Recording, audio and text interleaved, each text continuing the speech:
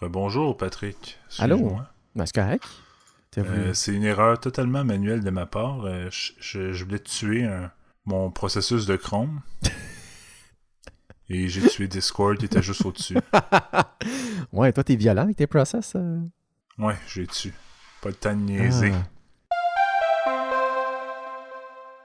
Bonjour tout le monde et bienvenue à ce 10e épisode de Bonjour Hi Montréal. Mon nom est Patrick et je suis en compagnie de mon ami Alain. Bonjour tout le monde. Bonjour. Donc, Alain, je sais pas si tu savais, mais ça fait quand même plus d'1 an qu'on enregistre des épisodes comme ça. Effectivement, Patrick, je confirme. Mais tout un processus ensemble là, pour vraiment apprendre à parler. On se rend compte que c'est vraiment un métier, l'enregistrement audio ou de podcast, ou mettons, on peut comparer ça à la radio. Là. C'est pas aussi facile qu'on pense. Oui, je le conviens. Avec le COVID, j'ai un oreiller sur mon ordinateur. J'espère qu'il va tenir. On va espérer que ça va couper le son qu'on entendait dans le dernier épisode. On espère aussi, ou du moins un peu réduire. Là. Oui, donc le premier épisode, j'ai été revoir dans le calendrier, on l'a enregistré le 6 juillet 2019.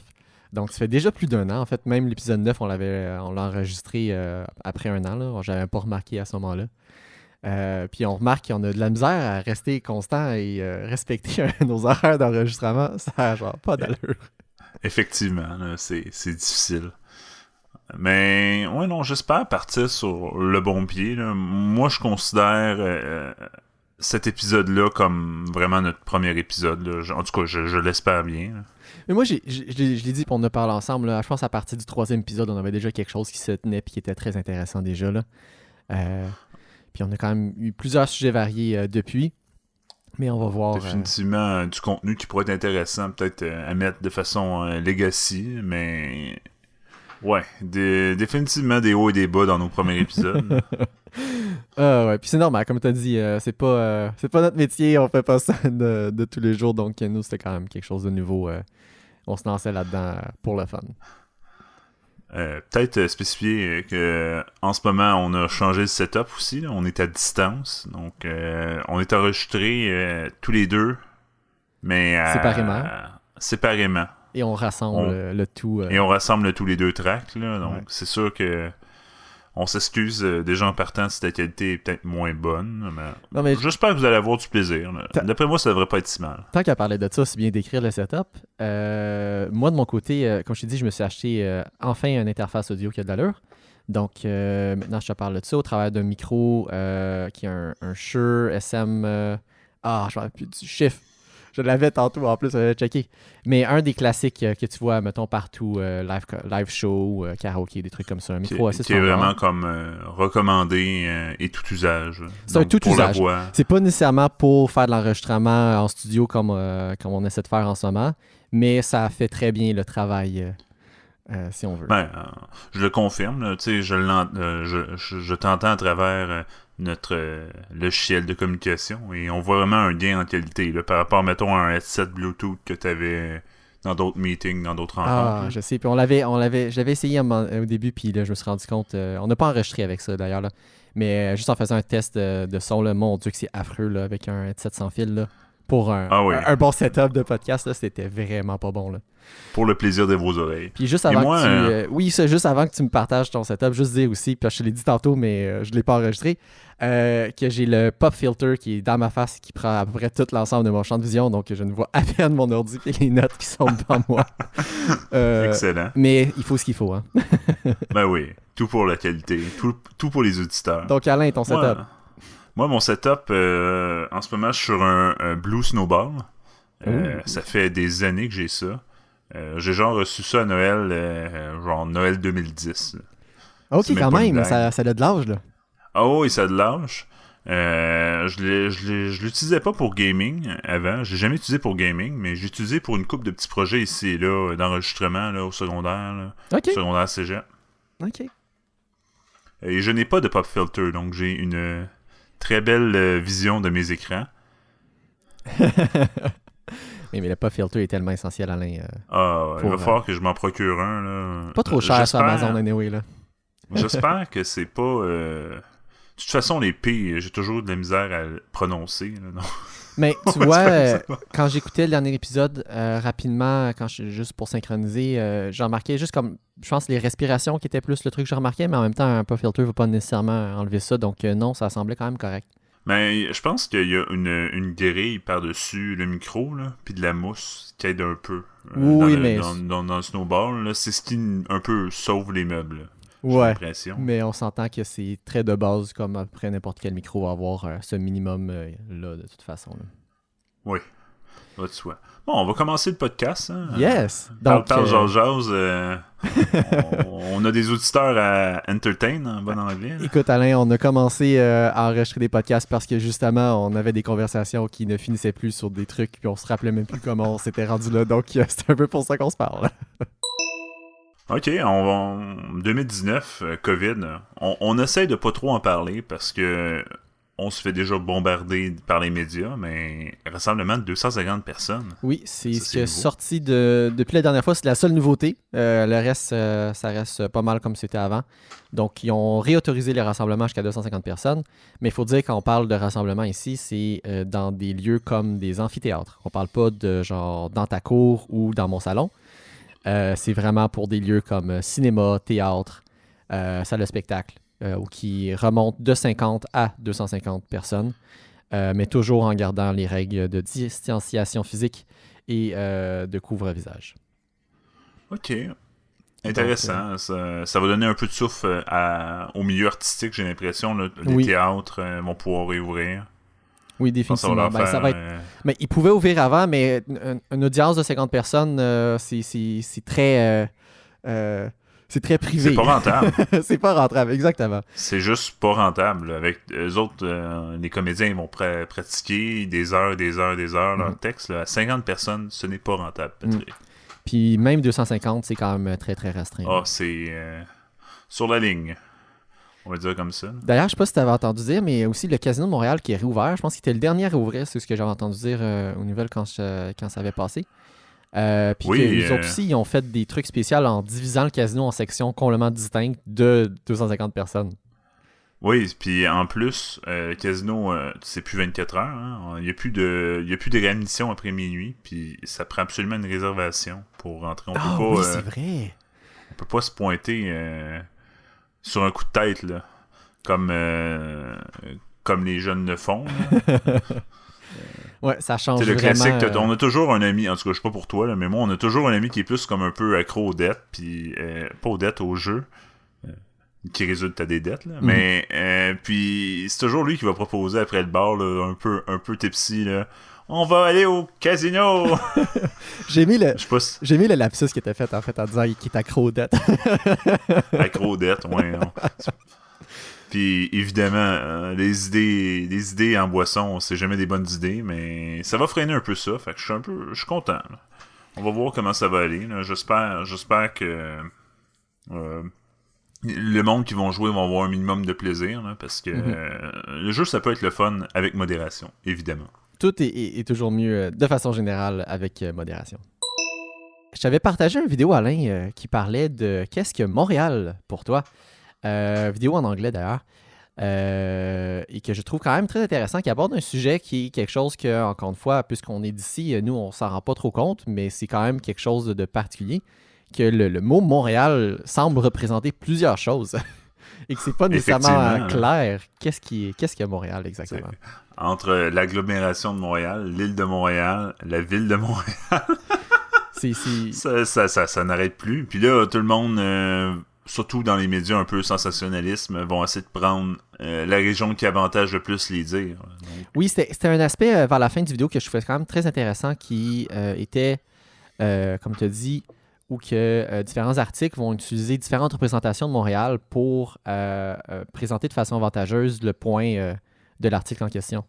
Par exemple, que tu cherches à représenter mais tel groupe démographique est moins représenté dans la région, moins présent, mais que tu as sélectionné l'agglomération au lieu de parler de la ville, parce que l'agglomération, le pourcentage est plus bas, ben...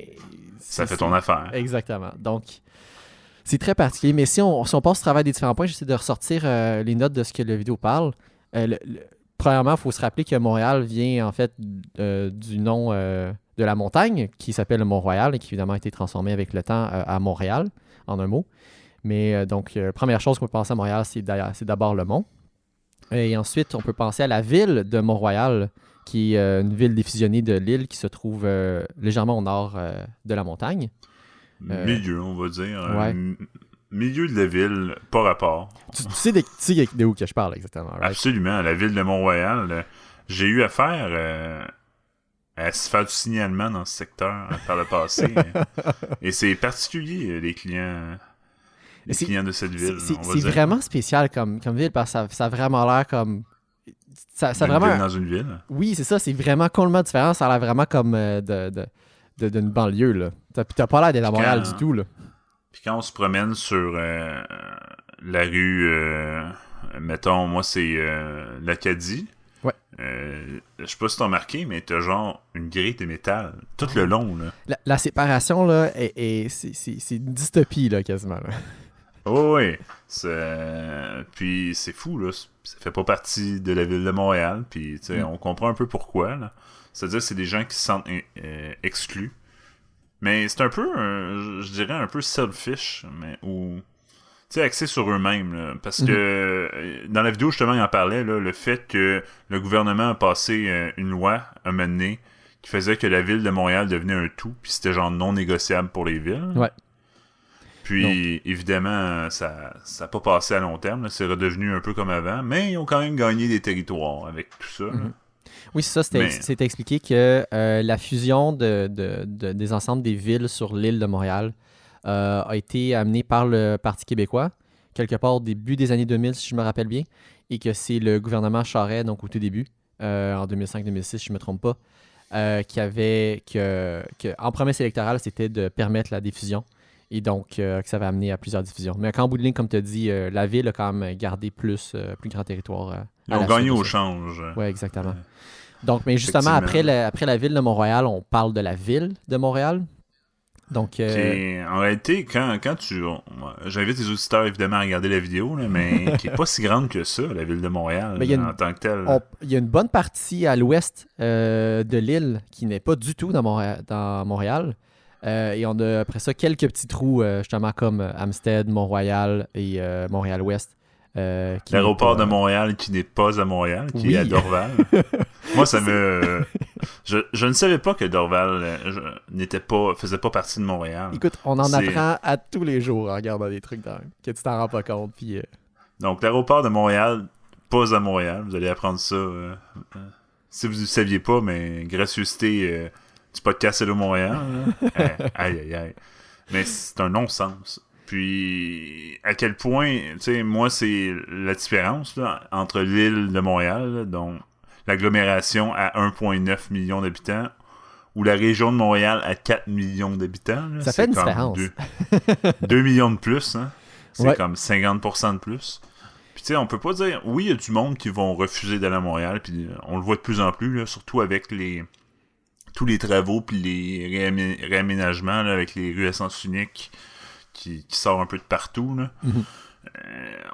La ville de Montréal essaie de garder les Montréalais à Montréal puis un peu d'exclure les banlieues là, parce que ça fait un peu un non-sens. Là. À mon avis, là, qu'il y ait trop de monde qui viennent travailler à Montréal. Là.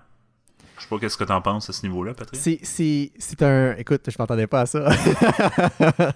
Ça reste une bonne question.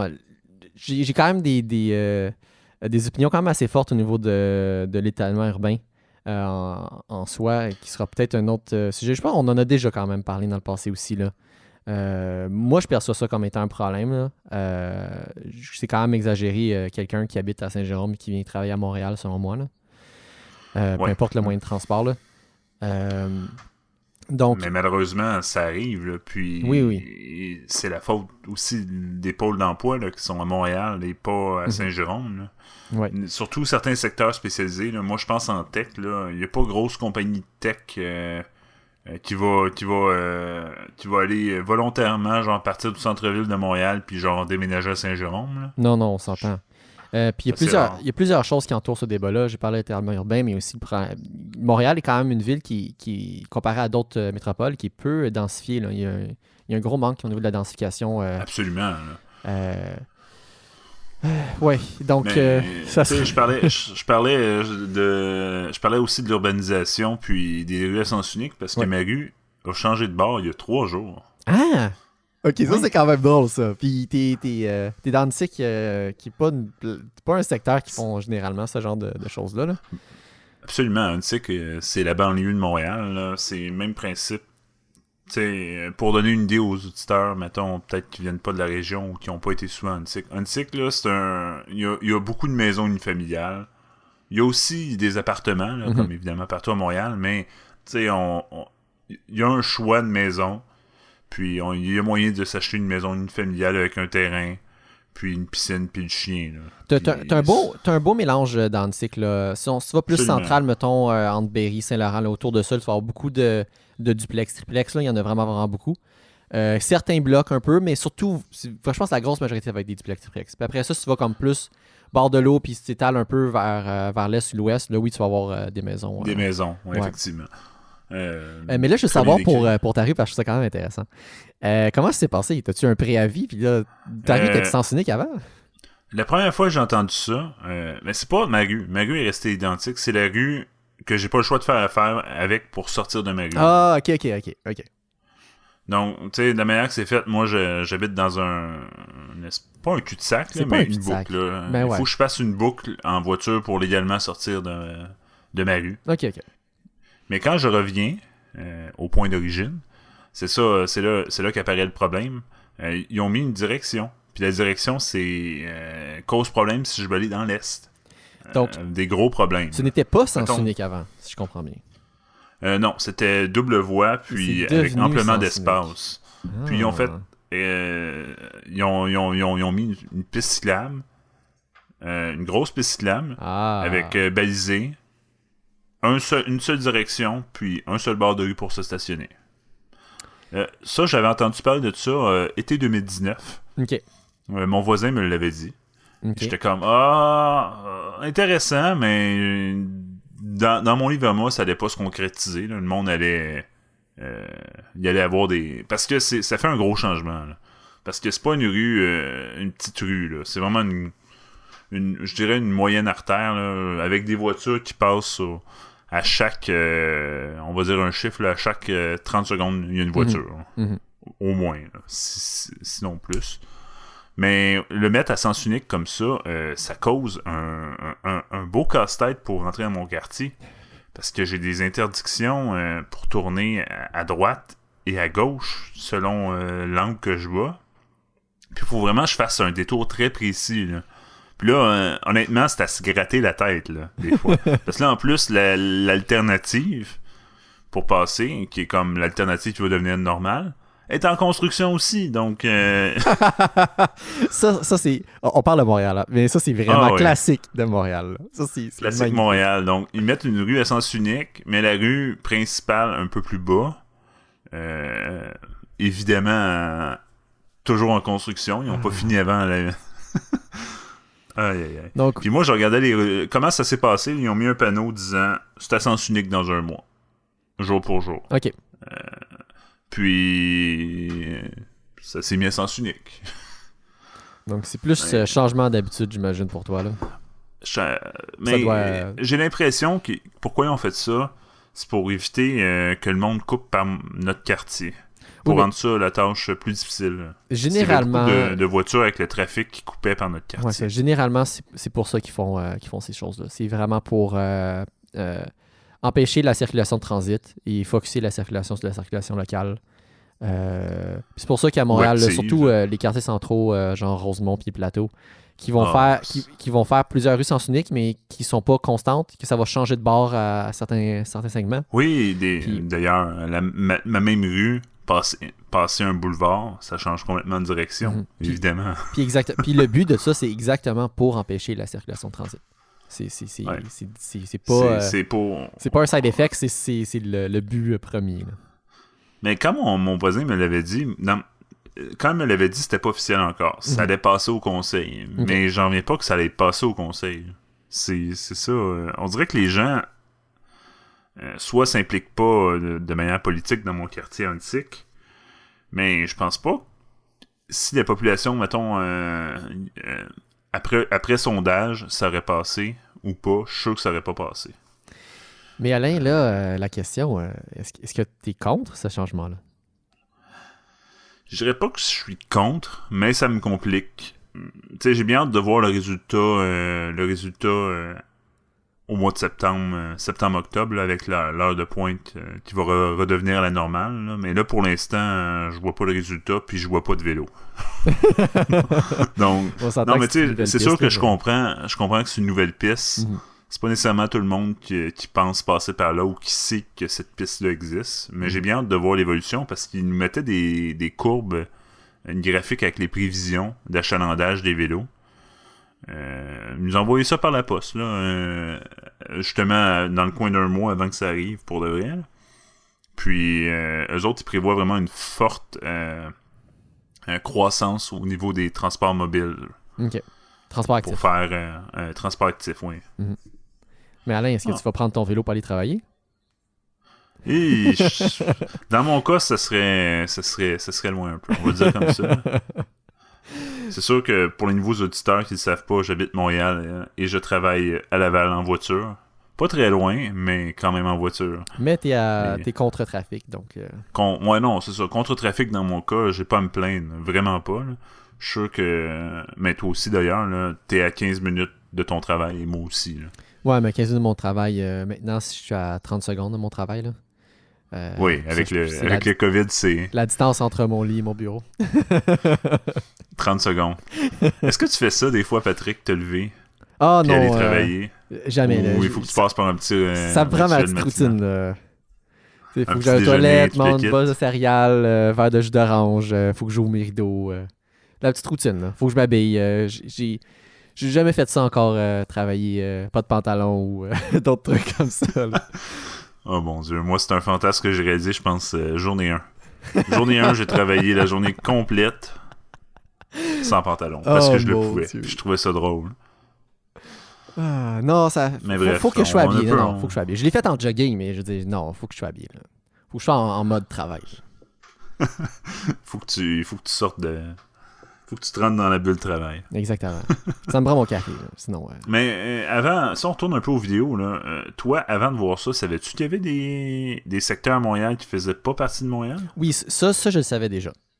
Ça, je le savais déjà. Je me rappelle, par exemple, quand t'es déjà venu à Ingress à cette ferme-là, d'ailleurs. Là. Mais bref, il y a une des fermes qu'on allait qui est dans une des villes défusionnées de Montréal. Puis tu le vois tout de suite, dès que tu mets les pieds, dès que tu passes la ligne imaginaire de cette ville défusionnée-là, tu le vois tout de suite que t'es pas à la même place. Mais moi, c'est les panneaux de rue. Mais ça, exactement. Panneaux de rue qui sont pas pareils. Puis tu vois aussi que la manière que c'est fait, c'est pas la même chose, où les rues sont soit mieux entretenues, moins bien entretenues. Tu vois qu'il y a une différence. Il y a une différence, exactement. Ouais. Feu de circulation, souvent avec des styles différents. Oui, exactement. Ouais. C'est des petits détails comme ça au niveau du mobilier urbain ou comment c'est fait. Oui, qui va changer un peu. Là. Mais si jamais si on continue avec notre truc, là, on parlait de la ville, mais après ça, le prochain niveau, c'est l'île elle-même qui contient toutes ces villes défusionnées-là avec la ville de Montréal. Ça, je le savais. L'agglomération de Montréal, je savais c'était quoi. Puis tu vois... Mais c'est où est-ce qu'il y a la communauté puis la région? Mais là tu vas trop vite. Pour moi, l'agglomération, je pensais pas que ça signifiait ça. Pour moi, c'était plus que l'île. Pour moi, c'était pas la même chose. Que ça, c'est quand même... Puis il y a un bémol à ça, là, c'est de l'agglomération, oui, mais c'est aussi toutes les îles associées à Montréal, comme l'île Bizarre, l'île des Sœurs, l'île Notre-Dame, puis l'île... L'autre île avec 5 habitants, là. Ça, c'est l'île de Dorval, en plus, qui l'appelle. L'île de Dorval. Je savais même pas qu'il y avait une île là. On apprend des choses. Mais bref, donc l'agglomération de Montréal, c'est l'île et ses îles, dans le fond, qui l'entourent, qui fait vraiment l'agglomération. Et des trucs particuliers, puis là, on parlait justement des différences avec les villes défusionnées. Mais l'agglomération de Montréal, c'est aussi elle qui va avoir au niveau que la STM va être. Donc, la STM va desservir aussi toutes les villes qui ne sont pas l'île de Montréal, qui n'ont pas la ville de Montréal, mais qui sont sur l'île. Et même chose pour exactement l'SPVM, qui est la même chose aussi. Donc, il dessert toute l'agglomération. Depuis la fameuse loi du Parti québécois, là, ça n'a jamais arrêté. Même quand ils se sont refusionnés, là, ils ont continué à servir tous les secteurs de Montréal. Oui, et qui fait du sens d'avoir un corps policier et une société de transport sur quelque chose qui est physiquement la même chose, qui est géographiquement la même zone. Oui, exact. Donc, c'est beaucoup plus simple. Là-dessus. Mais moi, c'est quand il va plus loin avec la communauté et la région, là, je savais pas qu'il y avait une différence à ce point-là. Oui, c'est vraiment particulier. Bon, communauté métropolitaine de Montréal, ça, c'est ce qu'on entend. Donc, c'est Montréal, Laval et les banlieues autour, là. Donc, dans le fond, ce qu'on entend par la métropole elle-même, ben, c'est ça. Où est-ce que le prix du gaz y est cher? On va dire comme ça, là. Oui, c'est vraiment particulier. Puis là, ben, tu parles de la région Montréal parce que c'est un point qui est amené dans la vidéo. C'est quelque chose qui est utilisé, c'était vraiment d'un point de vue de Statistique Canada. Donc, qui est comme la communauté métropolitaine de Montréal, mais c'est comme t'enlèves des morceaux puis t'en ajoutes d'autres. Donc, ça change un peu la carte, comment c'est fait. Mais c'est de façon générale la même zone. Et c'est ça vraiment qui, je pense, elle qui contient le plus de personnes d'ailleurs dans tout celles qu'on a nommées. Là. C'est celle qui est 4 millions plus d'habitants. D'habitants, ouais. Mais la communauté est quasiment la même chose. Pareil, là. Ouais, ça se ressemble beaucoup, là. C'est quelques petites différences près. Mm-hmm. Mais bon, on parlait des articles de journal qui font des études ou qui font des analyses, puis évidemment, ils vont piger différentes... selon une des 4 au choix. Oui, exactement. Donc, celle qui convient le mieux. Mais moi, personnellement, quand je parle de Montréal, je réfère à l'île / l'agglomération de façon générale. Là. C'est rare que je vais plus pinpoint, là. J'habite à Montréal, j'habite sur l'île. C'est là que j'habite, là. Pas nécessairement que j'habite sur l'île. Ouais. T'es pas nécessairement la ville. Peut-être sondage à faire, là, vous nous répondrez sur les médias sociaux. Mais je suis sûr et certain que dans les quartiers anglophones aussi se considèrent sur l'île de Montréal. Ben, en fait, ils se considèrent pas dans le West Island. Ils se considèrent à Montréal, dans le West Island. Et non, genre, dans le West Island. C'est une excellente question, ça. Est-ce qu'ils se considèrent pas à Montréal? C'est... Peut-être je fais... C'est une bonne question. Certaines personnes... C'est sûr que pour certaines personnes, oui. Je serais pas surpris de croiser quelqu'un qui n'habite pas Montréal dans sa tête. Parce qu'il fait la distinction. Qui est pas dans la ville de Montréal. Qui est pas dans la ville de Montréal, mais... Oui, c'est ça. C'est une bonne question que je ne peux pas répondre parce que moi, je suis à la fois à Montréal et à la ville de Montréal. Donc... pareillement pour moi. Là. Donc, ouais. Un peu dans le même sujet, là, on parlait de West Island. Là, on va continuer dans la langue anglaise. Là. Oui, mais comme je te dis, le vidéo en soi est en anglais. Donc, je regarde quand même beaucoup de contenu en anglais. Je sais pas pour toi, Alain. Mais moi, c'est plus une question d'accessibilité. Là. C'est rare que je vais attraper du contenu francophone de qualité, mettons, autant qu'anglophone sur des sujets plus niches. Mm-hmm. Je suis pas pour toi, là. Mais ça dépend. Ça dépend surtout ce que je regarde, mais de mon point de vue, de ce que je regarde, dans ce quoi je travaille, dans ce que je fais, ça va être beaucoup porté à avoir du contenu qui est en anglais. L'Internet m'amène beaucoup de contenu en anglais, donc je suis quand même limité en termes de contenu que je regarde en français. Donc c'est question d'habitude rendu là, mais...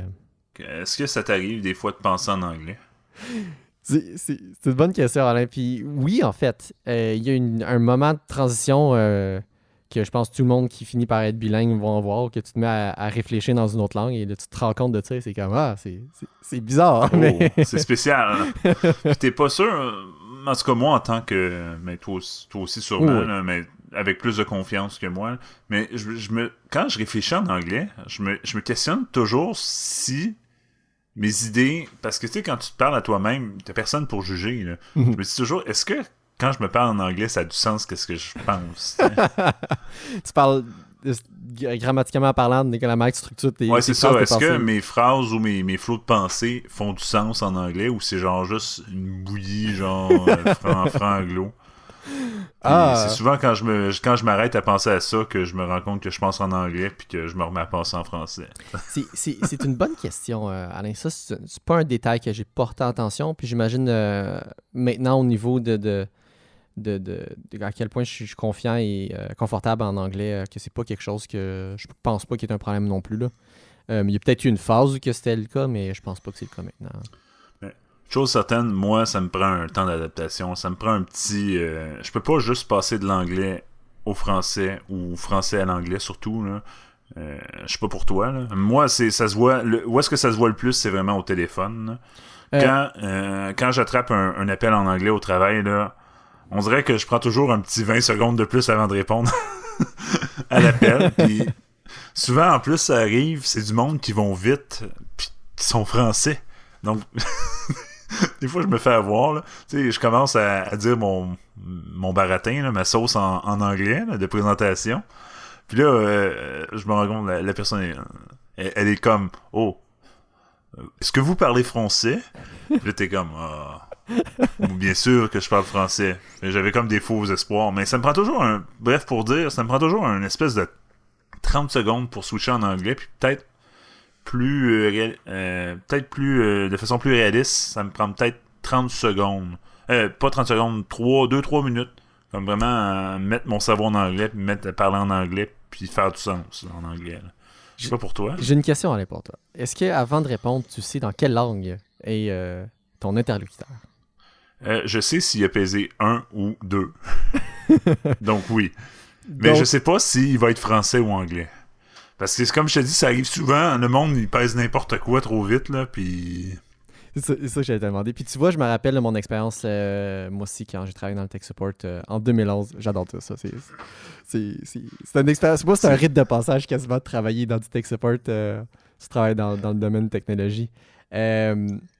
Puis je me rappelle justement, moi, on voyait si la personne était français ou anglais, était dans le fond dans quel queue, dans quelle file d'attente qu'elle était. C'est ça. Mais il y avait du monde qui choisissait la mauvaise file, puis tu réponds, tu dis ton speech en anglais, puis elle te répond en français. C'est comme... Ça tentait pas de choisir la bonne option. Ça te déstabilise. Moi, je pense que c'est le pire. Oui, je pense que c'est le bon mot. Ceux qui travaillent dans les call centers vont pouvoir très bien comprendre très bien comprendre notre sentiment, là, mais aïe. Quand tu te mets à parler une langue puis la personne te répond dans l'autre langue, là, mais je pense que le pire, c'est le français en anglais. Là. Tu dis ta sauce en français. Là, tu sens la confusion en anglais, genre hey, hello. On dirait que il cache pas que tu parles français. Là. Il est comme, je comprends rien de ce qu'il dit. T'sais.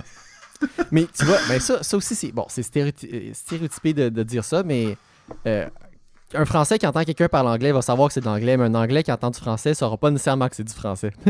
Oui, ouais, définitivement. Mais c'est pas du stéréotype, c'est juste une barrière de langue. Mm-hmm. Mais moi, je le réalise pas. T'sais, nous, on parle français, anglais, peu importe. Puis d'ailleurs, je vais souvent avoir plus comment je peux dire ça? Je vais avoir le réflexe de parler en anglais plus souvent qu'en français avec le monde que je rencontre dans la rue. Okay. Si je me rends compte que le français, chez une personne que je croise, laisse à désirer, je vais avoir...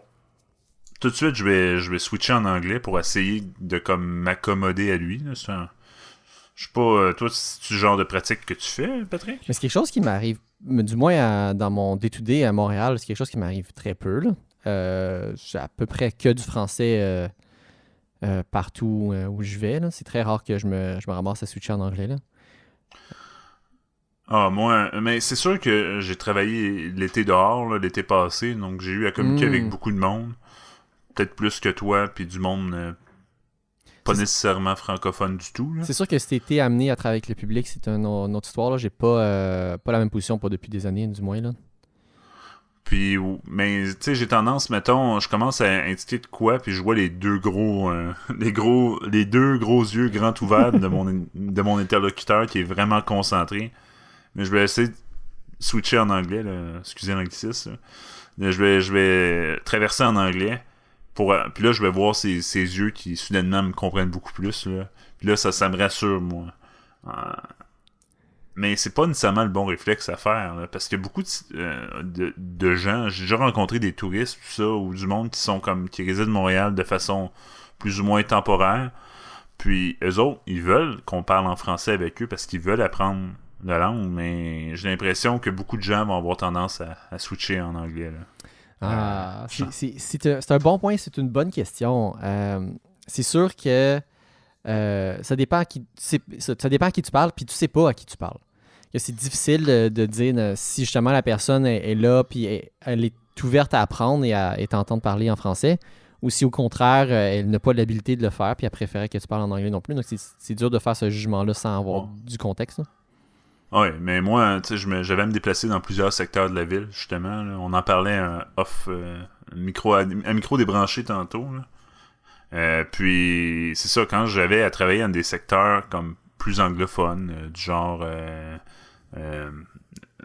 de l'art des Ormeaux ou un moment donné, j'ai eu à travailler à la ville de Mont-Royal, là, mais c'était beaucoup plus anglophone. Puis c'est même pas rapport, là, la quantité. La quantité. Là. Okay, Alain, je pense que une des raisons pourquoi je voulais parler du parler anglais, c'est justement de parler un peu de l'histoire personnelle, en fait, qui nous a amené à ce bilinguisme, aussi avancé ou pas soit-il, selon toi et moi. Là. Mais je sais pas pour toi, mais moi, mon éducation au niveau scolaire en anglais, je l'ai pas trouvé très, très fameuse, très bonne.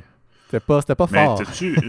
est-ce que tu as fréquenté un secondaire public ou privé? Donc, moi, j'ai fait tout mon éducation côté public. Je n'ai jamais été du côté privé.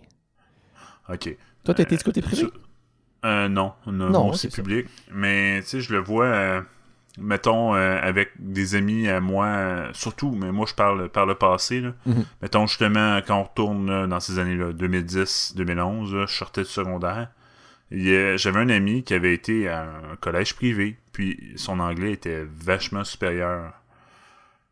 J'ai l'impression qu'il n'a pas eu les mêmes cours d'anglais que nous, parce que nous, nos cours d'anglais, là, aïe, ça faisait dur. Là. Puis tu vois, un des regrets que moi j'ai eu, c'est en sixième année au primaire, j'avais l'option de faire un bain linguistique que j'avais refusé au profit de quelque chose qui me semblait plus intéressant.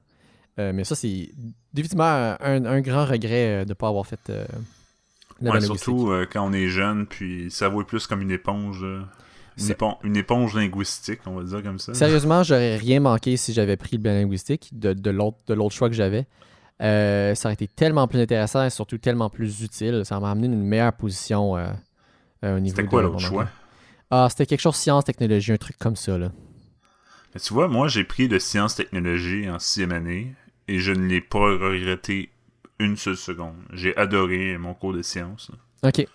Je me rappelle pas d'avoir vu ou fait quelque chose de qui sort de l'ordinaire puis qui m'a shapé ou transformé d'une façon que je me verrais pas le faire à nouveau. Là. Ah, mais moi, c'est sur tellement de facteurs. J'avais un prof extraordinaire aussi. Là, ça, dans le processus, ça va faire pencher la balance. Là, mais tu sais, on a travaillé le bois, on a plein de projets scientifiques intéressants. J'ai fait un électroaimant. Honnêtement, là, j'ai vraiment eu beaucoup de plaisir dans ce cours-là. Là. Puis, oui, je me dis que bien linguistique en anglais aurait été bon. Mais, tu sais, d'un autre côté, je regarde mes amis qui ont été, puis ils parlent pas vraiment significativement mieux anglais. Là. T'sais, moi, mon anglais s'est fait, je dirais, à partir de mes 15-16 ans, là, surtout en essayant de trouver de l'information, ma curiosité sur Internet. Je trouve ça vraiment spécial parce que mon expérience et l'expérience que j'ai observée semble en tout point à l'inverse de ce que tu viens d'écrire. Mon expérience sciences-technologie, oui, je me rappelle certains trucs que tu as dit, mais c'était rien au point que toi, tu l'as décrit. Comme je te dis, moi, j'ai pas l'impression que j'aurais manqué grand-chose, je l'avais pas fait. Et au contraire, ceux qui ont été en bain linguistique, je me rappelle qu'ils ont eu une excellente expérience et que ça leur a vraiment aidé drastiquement. Là. Ça leur a vraiment donné une bonne base en anglais, que ça m'a pris, genre, probablement tout mon secondaire avant de rattraper et probablement plus. Là. Ah ouais, quand même. Tu vois, moi, c'est là que on voit que le prof fait la différence. Là. Le prof fait souvent. Et en fait, c'est pas mal ça qui fait la différence dans à peu près tout. On a élevé des poussins, Patrick. Hein? Des poussins. Oui, je te dis, on a fait une tonne d'affaires. Mais voyons donc! Tu vois ce que t'allais, Colin? J'ai pas eu ça à mon école, moi. Vraiment, mais la prof était ultra engagée, là, puis ça roulait, puis on était, selon elle, une bonne gang. Là. On écoutait, puis on était intéressés. Là. Mais c'est le fun, donc, ça. Puis tu vois, tu dis ça, là, puis il n'y a rien qui t'empêche de faire ça dans le bain linguistique non plus, là. Pourquoi tu fais pas les deux? Pourquoi? Meilleur des deux mondes. En anglais. Mais surtout, moi, j'allais dans une école secondaire publique difficile. C'était vraiment défavorisé comme milieu. Puis mes classes d'anglais, là... On a passé... ce qui est drôle, c'est qu'on a passé à la même place au niveau secondaire. Je pense qu'on a passé aux deux mêmes places. Si tu as passé à deux places, on a passé aux deux mêmes places. Sinon, on a passé à la même place. Là. Je me souviens plus... non, t'as juste eu une école pour le secondaire, right? Moi, j'ai juste eu une école Ok, au donc, secondaire. parfait. Il avait déjà fait la fusion. Oui, c'est là. ça. Donc, pourquoi j'ai dit 2 écoles? C'est parce qu'il avait séparé, avant qu'ils ont mergé, qu'ils fusionnent ça, il avait séparé 1, 2 et 3, 4, 5. Puis à la fin, c'était 1 à 5 à la même place. Là. Mais oui, Ouais. je sais exactement de quoi tu parles. Et oui, c'était pas... mes cours n'ont pas été fameux, comme j'ai dit, en fait. Puis tu parles des cours d'anglais. Le pire pour moi a été mes cours de français au secondaire. Ah ouais. Tu trouves que tu as eu des lacunes en français? Ben écoute, je t'explique en 45 secondes. Secondaire 1, j'ai eu un suppléant toute l'année. Secondaire 2, j'ai eu un prof qui faisait pas de discipline dans sa classe, donc on n'a rien pas plus vu. Secondaire 3, j'avais tellement de lacunes de mes 2 années précédentes que c'était du gros rattrapage à faire. Secondaire 4, un cours sur 2, notre prof nous lisait son roman. Et en secondaire 5, ben disons que j'étais juste plus là. Wow. Puis le prof, Tu vois, si moi, j'ai eu en 5, c'était pas plus... Ouais. Tu vois, moi, j'ai eu une éducation peut-être en français surtout, là, beaucoup... j'ai pas eu ces mêmes problèmes-là. Moi, c'est vraiment été l'anglais, là. Je me rappelle des scènes là, de mon anglais avec un professeur puis un sifflet, là, dans la classe d'anglais, là. Mais, ouais, non. C'est du non-sens, là. Mais les enfants, ça peut être très méchant, là. Ben, secondaire, Surtout en c'est gang, pas, là. c'est pas la... Aïe, aïe, c'est pas beau, là. Non, c'est pas ma meilleure période non plus, le secondaire, là. Mais bref, je suis tombé sur un prof fantastique en secondaire 5. Puis moi, j'avais des lacunes linguistiques liées avec une déficience, qu'on en parlera peut-être dans un prochain épisode. Là. Mais bref, elle vraiment a fait du temps supplémentaire avec nous. Il y avait des récup, puis j'y allais, puis ça a tout changé. Ça m'a rendu de... je passe à peine l'examen de français du diplôme d'études secondaires. Je suis prêt pour le collégial. Oh, wow! À ce point-là. Là. Ça, c'est là qu'on voit que l'enseignement, même si ton école a une des pires réputations au Québec, c'est vraiment l'enseignant qui va faire le travail. Puis s'il y a une bonne gestion de classe, puis il réussit à se rendre intéressant pour les jeunes, mais les jeunes vont le suivre puis ils vont apprendre. Peu importe les milieux. Là, tu parles de ça, puis moi, au secondaire, j'ai rien qui sort de l'ordinaire, donc rien de bon, mais rien de mauvais non plus au niveau de mon enseignement d'anglais. Mais tu vois, tu me rappelles que j'ai eu, je pense, au moins une fois, si c'est pas 2, là, je sais de me souvenir, mais ça fait vraiment longtemps. Mes parents m'ont fait suivre des cours privés en anglais, au moins une fois. Puis encore une fois, j'ai pas l'impression que ça avait changé grand-chose non plus après avoir suivi de tels cours, là. Mais je me rappelle d'avoir suivi au moins une fois un cours en anglais.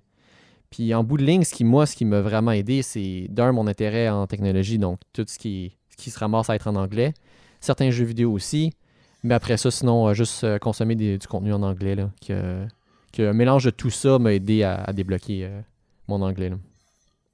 Oui, mais tu sais, même l'anglais, moi, me contamine. Là. Je lis tellement d'anglais, puis j'en consomme tellement que des fois, ça ressort dans mon français. Là. Vous allez remarquer, j'utilise parfois des termes en anglais. Mais, ça, c'est... Alain, c'est le meilleur endroit pour parler en anglais, surtout qu'on a un nom déjà bilingue en partant pour le nom du podcast et que le Québécois parle un mélange de français et d'anglais. Donc, ça fait partie de nos racines, selon moi. Là. Moi, j'irais plus sur le Québécois de Montréal, parce que en région... oui, ok. Oui, je suis d'accord. C'est très montréalais, en fait. Oui, de mettre un petit anglicisme ici et là, mais oui, effectivement, là, c'est très, je trouve, là, c'est typique de la communauté montréalaise. Mm-hmm. Puis, je le sens quand je parle à l'international, parce que j'ai la chance dans mon travail de parler avec beaucoup de francophones à travers le monde. Là, je parle de l'Afrique, de l'Europe, Afrique du Nord, mais aussi centrale. Mm-hmm. Puis Europe, France, Suisse, Belge. Ouais. Puis définitivement, c'est là que tu te rends compte que ton français parlé contient l'anglais, parce que eux, quand tu vas dire un mot anglais, ils vont te faire répéter. Mm-hmm. Si le mot, évidemment, c'est pas parking. Je sais pas pour le dire, mais... Ça, c'est le mot classique français. Oui. Mais oui, ils vont avoir vraiment, vraiment de la misère à me comprendre sur chaque mot que je vais utiliser en anglais. Puis c'est vraiment un travail, là. Puis j'ai une sorte d'accent un peu international quand je parle justement avec des gens de la communauté francophone internationale, un peu partout, là. je vais pas avoir le même français, mettons, que du daily. Là. Non, exactement. Du daily, Tu vas adapter un français qui est justement plus international, là. Dépourvu d'anglicisme et de termes de joual ou de termes très québécois. Là. Mais sinon, pour continuer un peu sur l'anglais, toi, est-ce que tu mets tes devices entre guillemets en anglais ou plus en français? Mais tu vois, pour finir avec ma petite histoire, moi, en fait, ce qui m'a vraiment débloqué, c'était mon travail dans un call center. Je laissais trouver le mot en français, puis tu vois, c'est le mot. Un centre d'appel. Merci, dans un centre d'appel pour faire du... Centre d'appel. Là, je dis pour faire du support technique, c'est pas la bonne traduction. Techniquement, c'est du soutien technique que je faisais au téléphone. Mais c'est ce travail-là que j'avais juste le bon bagage nécessaire pour être capable de me débrouiller au téléphone. Et même pas 6 mois de travail que j'ai fait au téléphone m'a vraiment, vraiment débloqué en anglais. J'étais juste au bon moment, puis ça m'a vraiment débloqué. Après ça, pour vrai, la transition était faite et j'avais vraiment... là, j'étais capable de très bien me débrouiller et travailler en anglais. Là.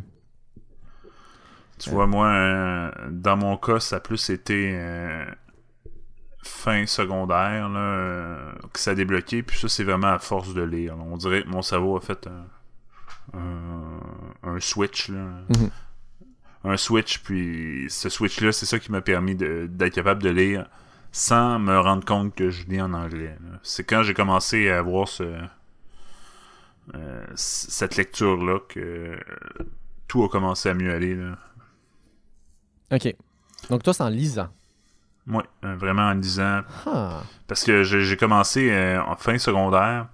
Je lisais énormément de livres. Puis ça partit d'un défi. Genre.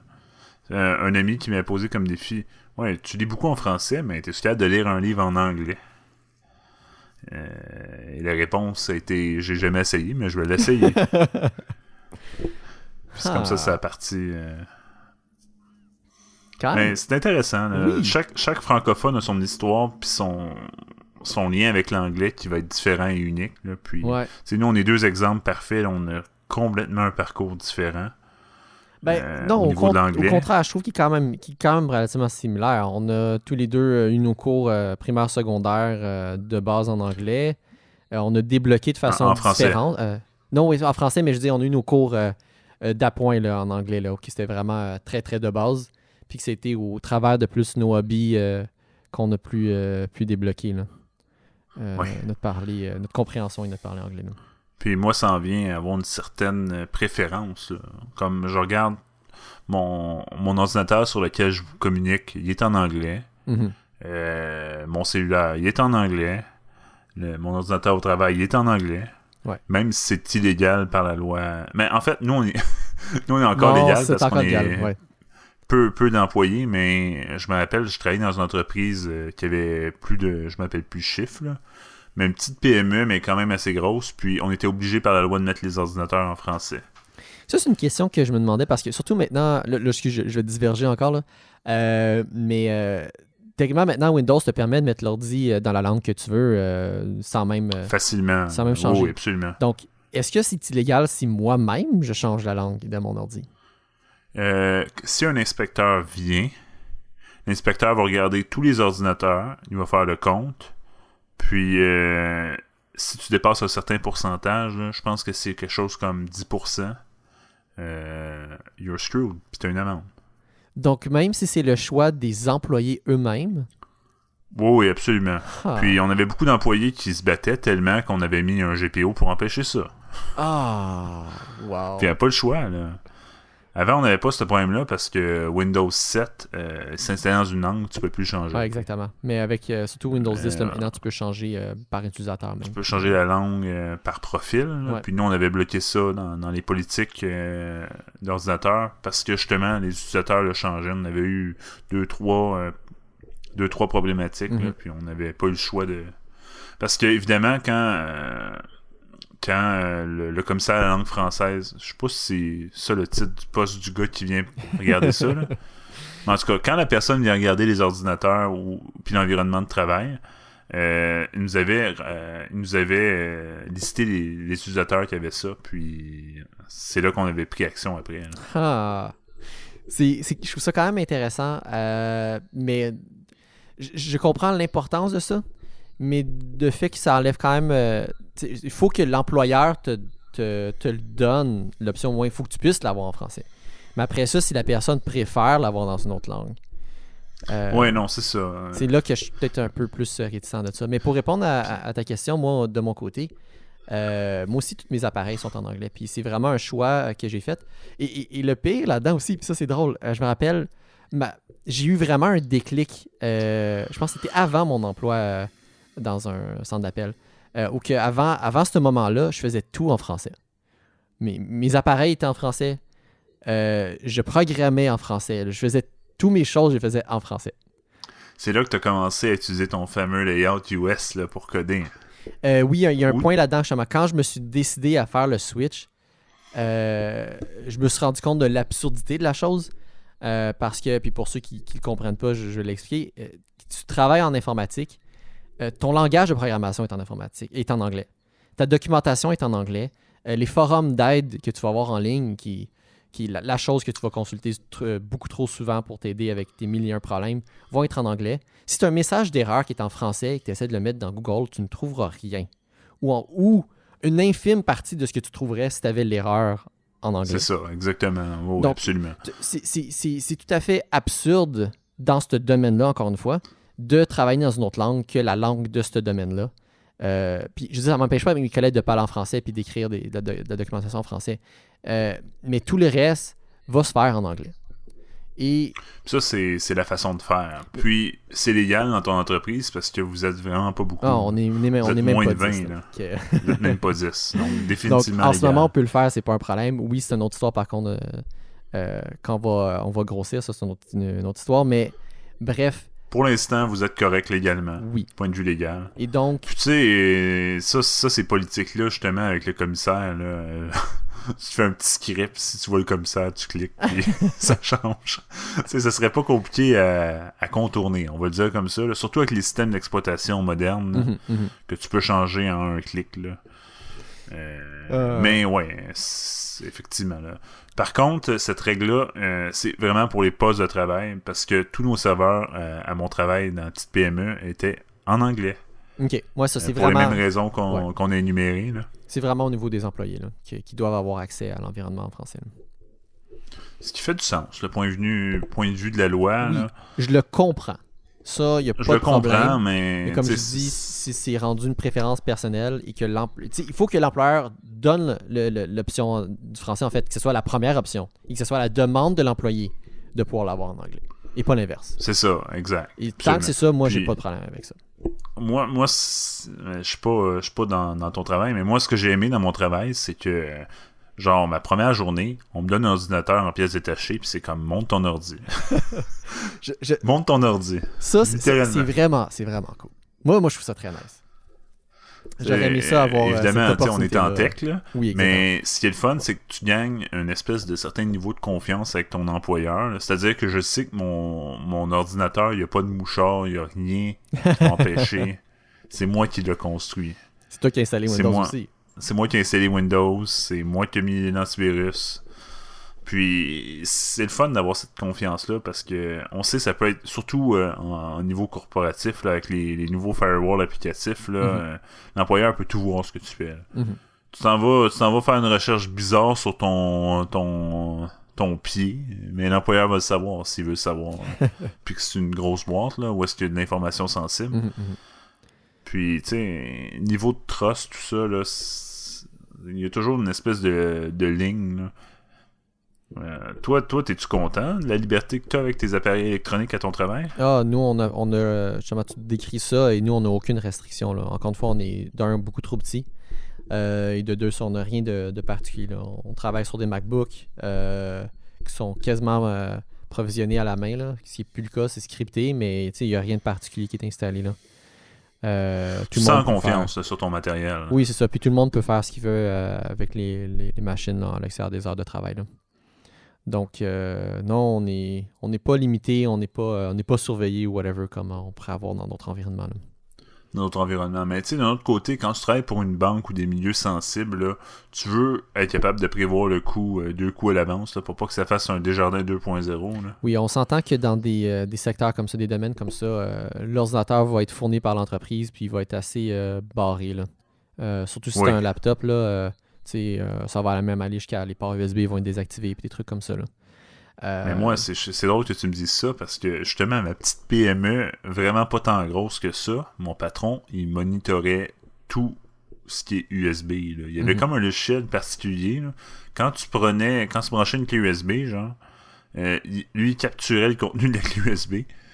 Il regardait ça dans ses temps libres. Là, là juste pour moi me situer, c'est pas l'emploi que tu as en ce moment à l'autre d'avant. C'est bien ça? L'autre d'avant en informatique. Oui, c'est ça. Oui. Ouais, ok, c'est bon.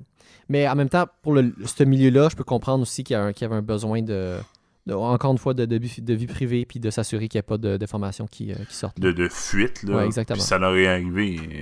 Tu sais, mon employeur était parano. Même mon employeur. C'est pas mon employeur directement, mais mon patron qui était responsable des TI de l'entreprise. Il était parano un peu. Puis sa parano a payé parce qu'ils ont pogné un développeur qui passait son temps à coder sur TeamViewer pour un projet à lui, tu sais. Il volait du temps. Ah ah! Le voleur de temps. Ah ah! Puis, tu sais, d'autres affaires, là, sans rentrer dans les détails, là, mais le vol de temps, le vol de ressources en entreprise, là, c'est quelque chose au sérieux. Là, puis, il n'y a rien de plus facile que voler un document quand t'es dans la boîte. Hein. Ouais. Ah, puis nous qui parlait de parler anglais, tu vois, on aime ça, diverger de nos sujets. Aïe. Alain, c'est... Patrick? Oui, mais c'est moi qui voulais te parler de ça. Vas-y. Parce qu'on a une feuille, pour les auditeurs, là, pour qu'ils visualisent là, quand il y a de la congestion comme ça, là, on a une feuille avec des sujets qu'on s'était dit qu'on allait parler. Mais là, on s'est jamais le dit... terme congestion, par contre. La congestion vocale. Puis là, on a les thèmes, mais on sait pas déjà au préalable dit qui allait commencer le thème ou l'autre. Donc des fois, comme il y a eu un peu de confusion, mais vas-y Pat, tu le mérites, vas-y. Moi, surtout que c'est ton idée en plus. Oui, mais en fait, puis là tu dis que c'est mon idée. Techniquement, je l'ai pris d'un autre podcast aussi, mais je trouvais ça très drôle quand j'ai entendu dire ça. J'étais comme oui, c'est vrai, ça m'arrive à moi aussi. Je voulais savoir. Donc, Alain, est-ce que ça t'arrive des fois que tu sens ton téléphone vibrer dans ta poche, puis que tu te rends compte en fait que ton téléphone n'est même pas dans ta poche? Ah oui, souvent. Souvent. Surtout quand on dirait, quand t'attends un appel ou quelque chose, là, c'est le pire. Là. Genre, mettons, tu sais que l'assureur va te rappeler, là, mais c'est là que je vais l'entendre, genre le plus vibrer dans ma poche pour rien. Tu dis ça, puis même, moi, ça m'arrive, je veux dire, j'ai même pas mon téléphone. Ça, je peux avoir mon téléphone ou j'ai pas mon téléphone, puis je vais comme sentir quelque chose, puis je vais penser que c'est une vibration, ou je vais vraiment comme croire que c'est une vibration, puis je vais me rendre compte, mon téléphone, il y a rien dessus, ou pire, il est juste même pas dans ma poche, il est genre sur la table à côté, puis je vais avoir senti quelque chose comme s'il avait vibré, mais il y a rien qui s'est passé. Là. Mais oui, ça m'arrive souvent. C'est un classique. Vous pourrez nous dire dans les commentaires si ça vous arrive aussi de sentir des vibrations fantômes. On va appeler ça comme ça. Mais j'aime au point que notre cerveau est rendu à induire des sensations. Genre à quel point qu'on a une anxiété de cette chose-là pour que ça arrive.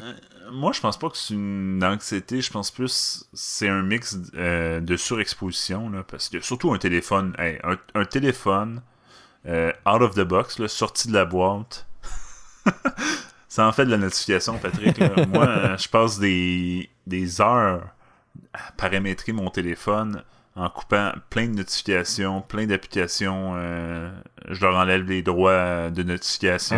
C'est vraiment du gros paramétrage. Je veux pas me faire déranger pour rien, mais pourtant, il y a toujours une application que tu as oubliée.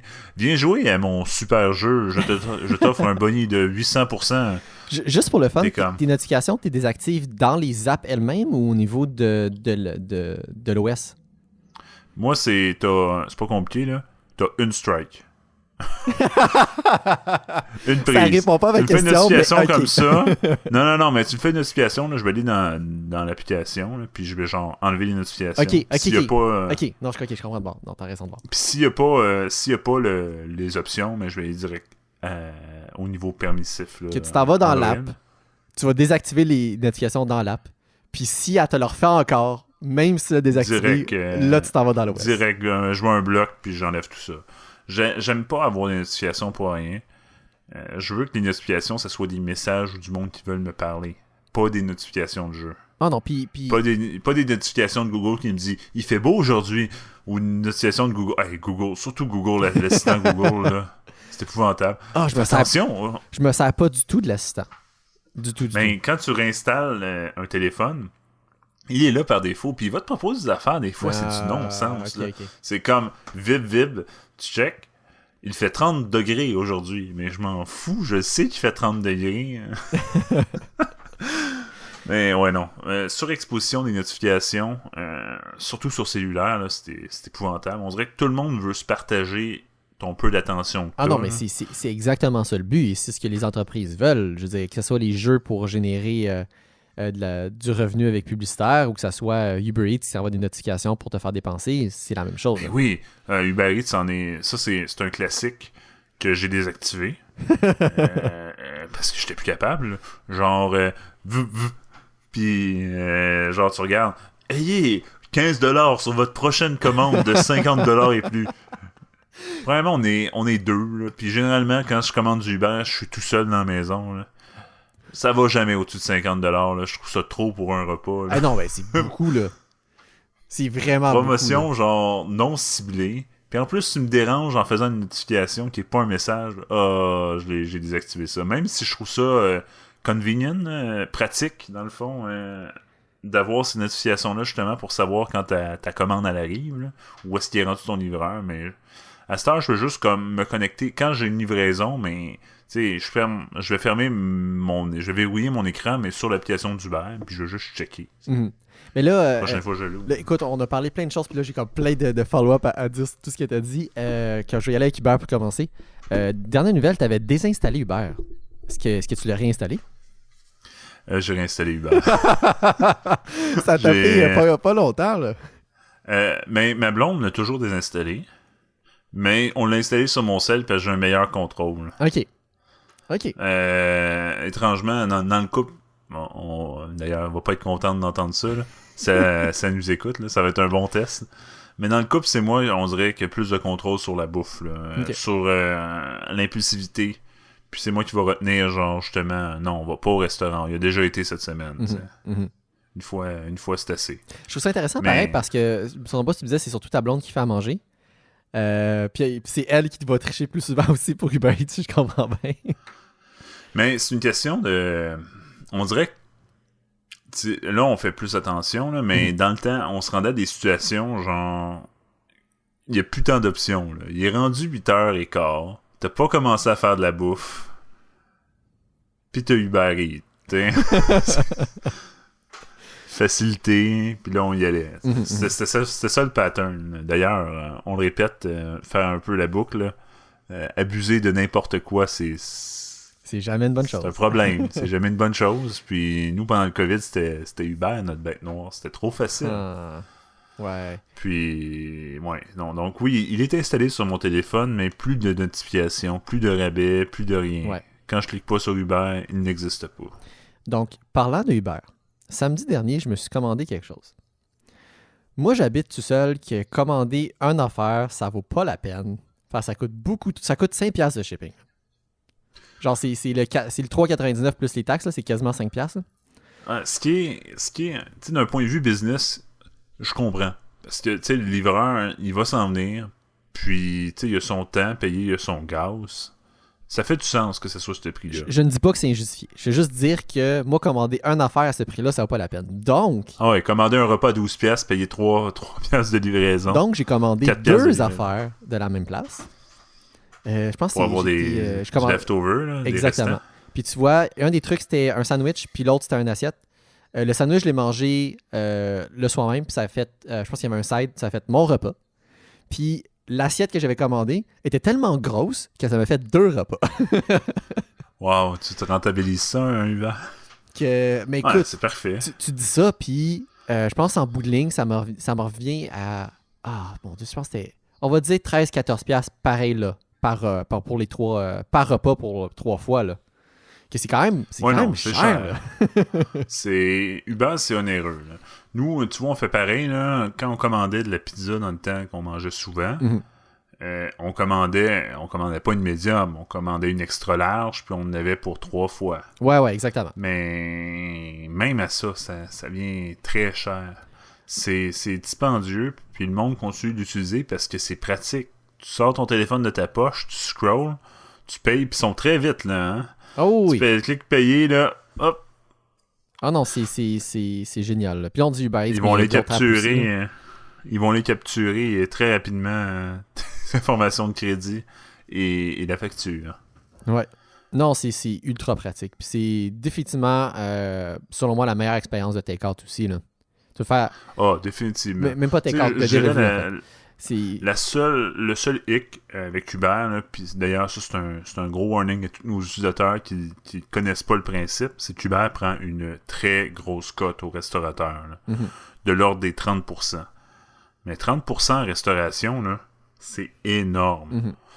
Puis, donc, surtout si vous passez par là, allez encourager le commerçant. Faites pas genre un pick-up delivery avec Uber, là. C'est vraiment pas proactif. Appelez le commerçant, passez votre commande avec lui, allez chercher old school, puis le commerçant va faire une bien meilleure cote de profit avec vous. Là.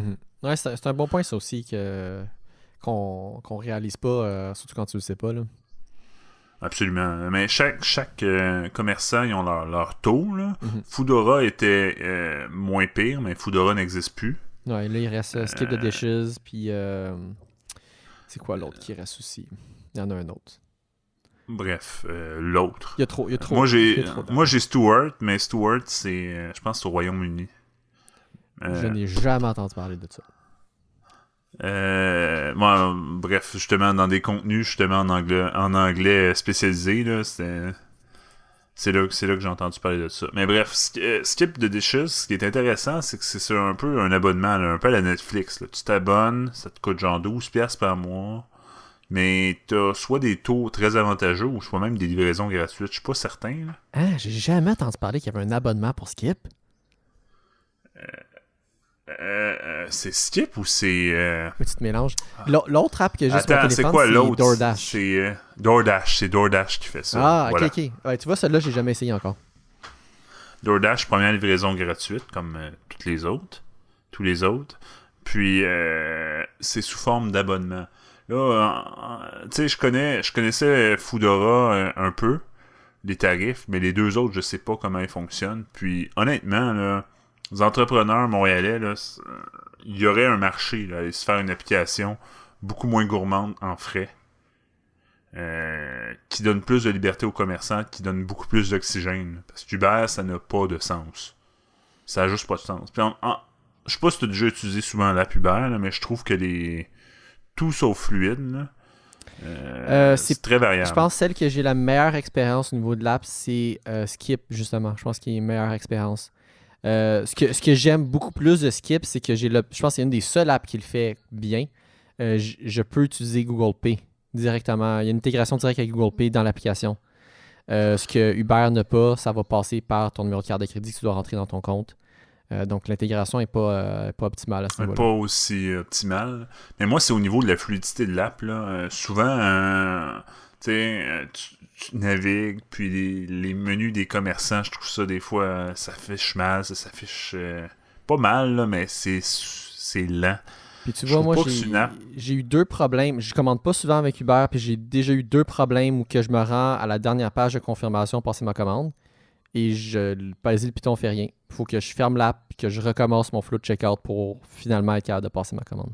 Ben moi, ma blonde a eu pire que ça, mais tu sais, je le répète, là, on a commandé vraiment beaucoup dans le COVID, mais à un moment donné, on a une expérience. Elle pèse commande. Ça fait rien. Donc là, ma blonde, elle ferme l'app, elle refait la commande, elle a pesé une deuxième fois sur P. Ils l'ont débité 2 fois. Puis il y a eu 2 livreurs différents qui sont venus porter 2 fois le même lunch.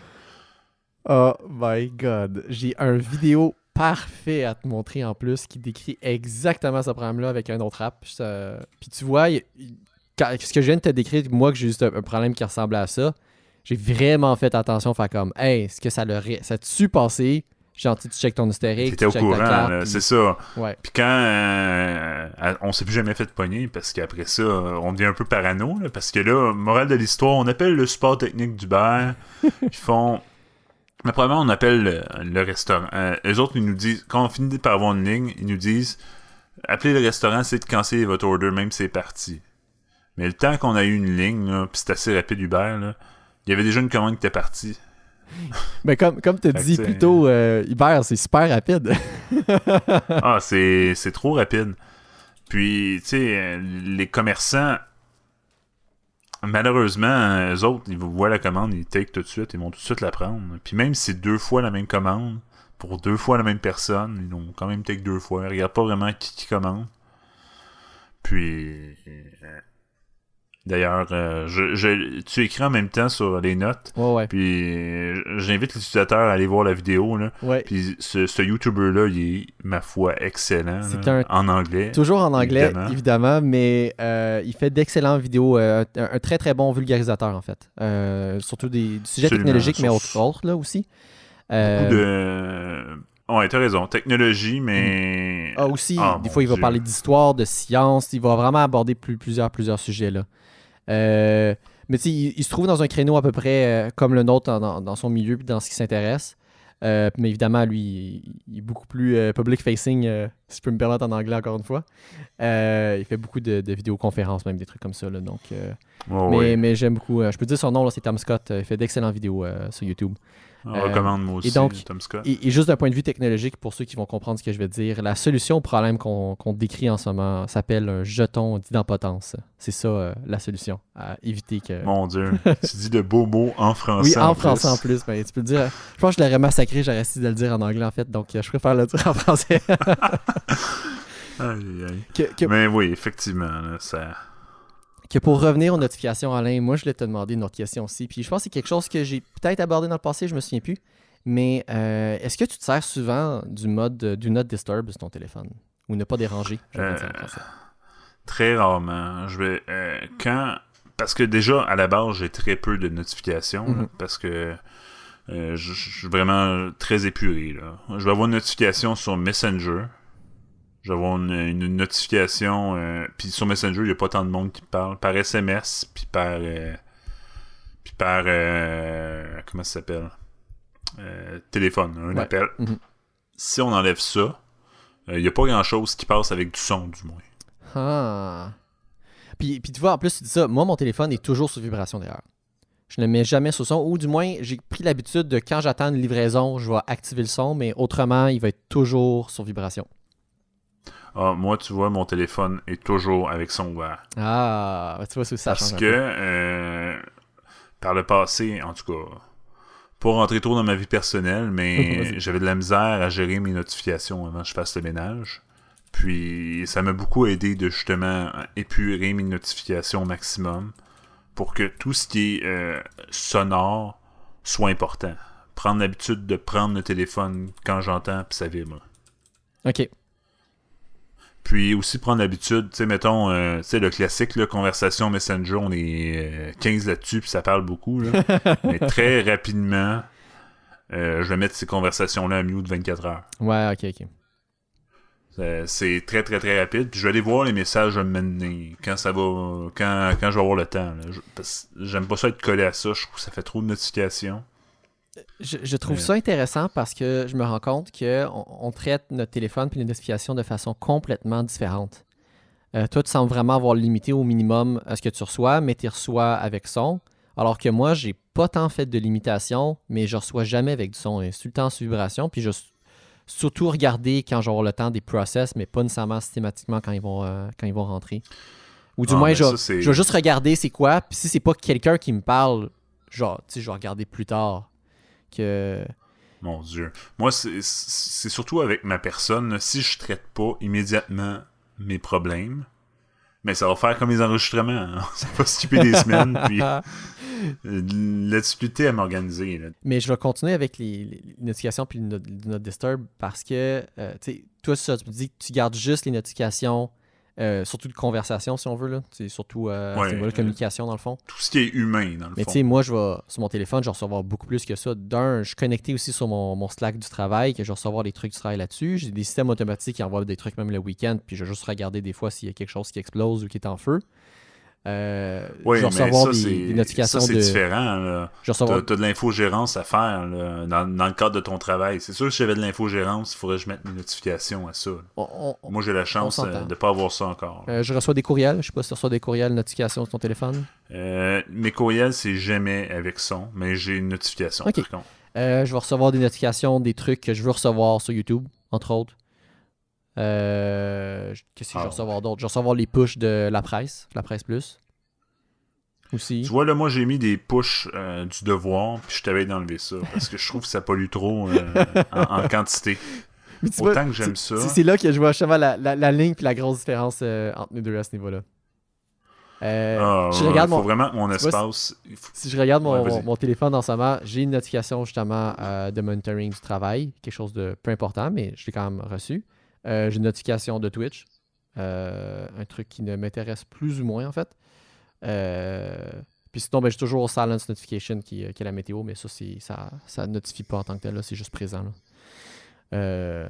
Donc ouais, ce genre de truc-là. Surtout, selon ce que je vois, c'est du contenu, communication, des fois des updates de livraison aussi d'ailleurs.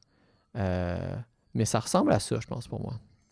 Tu vois, moi, depuis qu'on a parti le podcast, 1h19, ma seule notification, c'est ma montre intelligente qui m'indique que ça fait longtemps qu'on s'est synchronisé ensemble. S'il te plaît, ouvre l'application.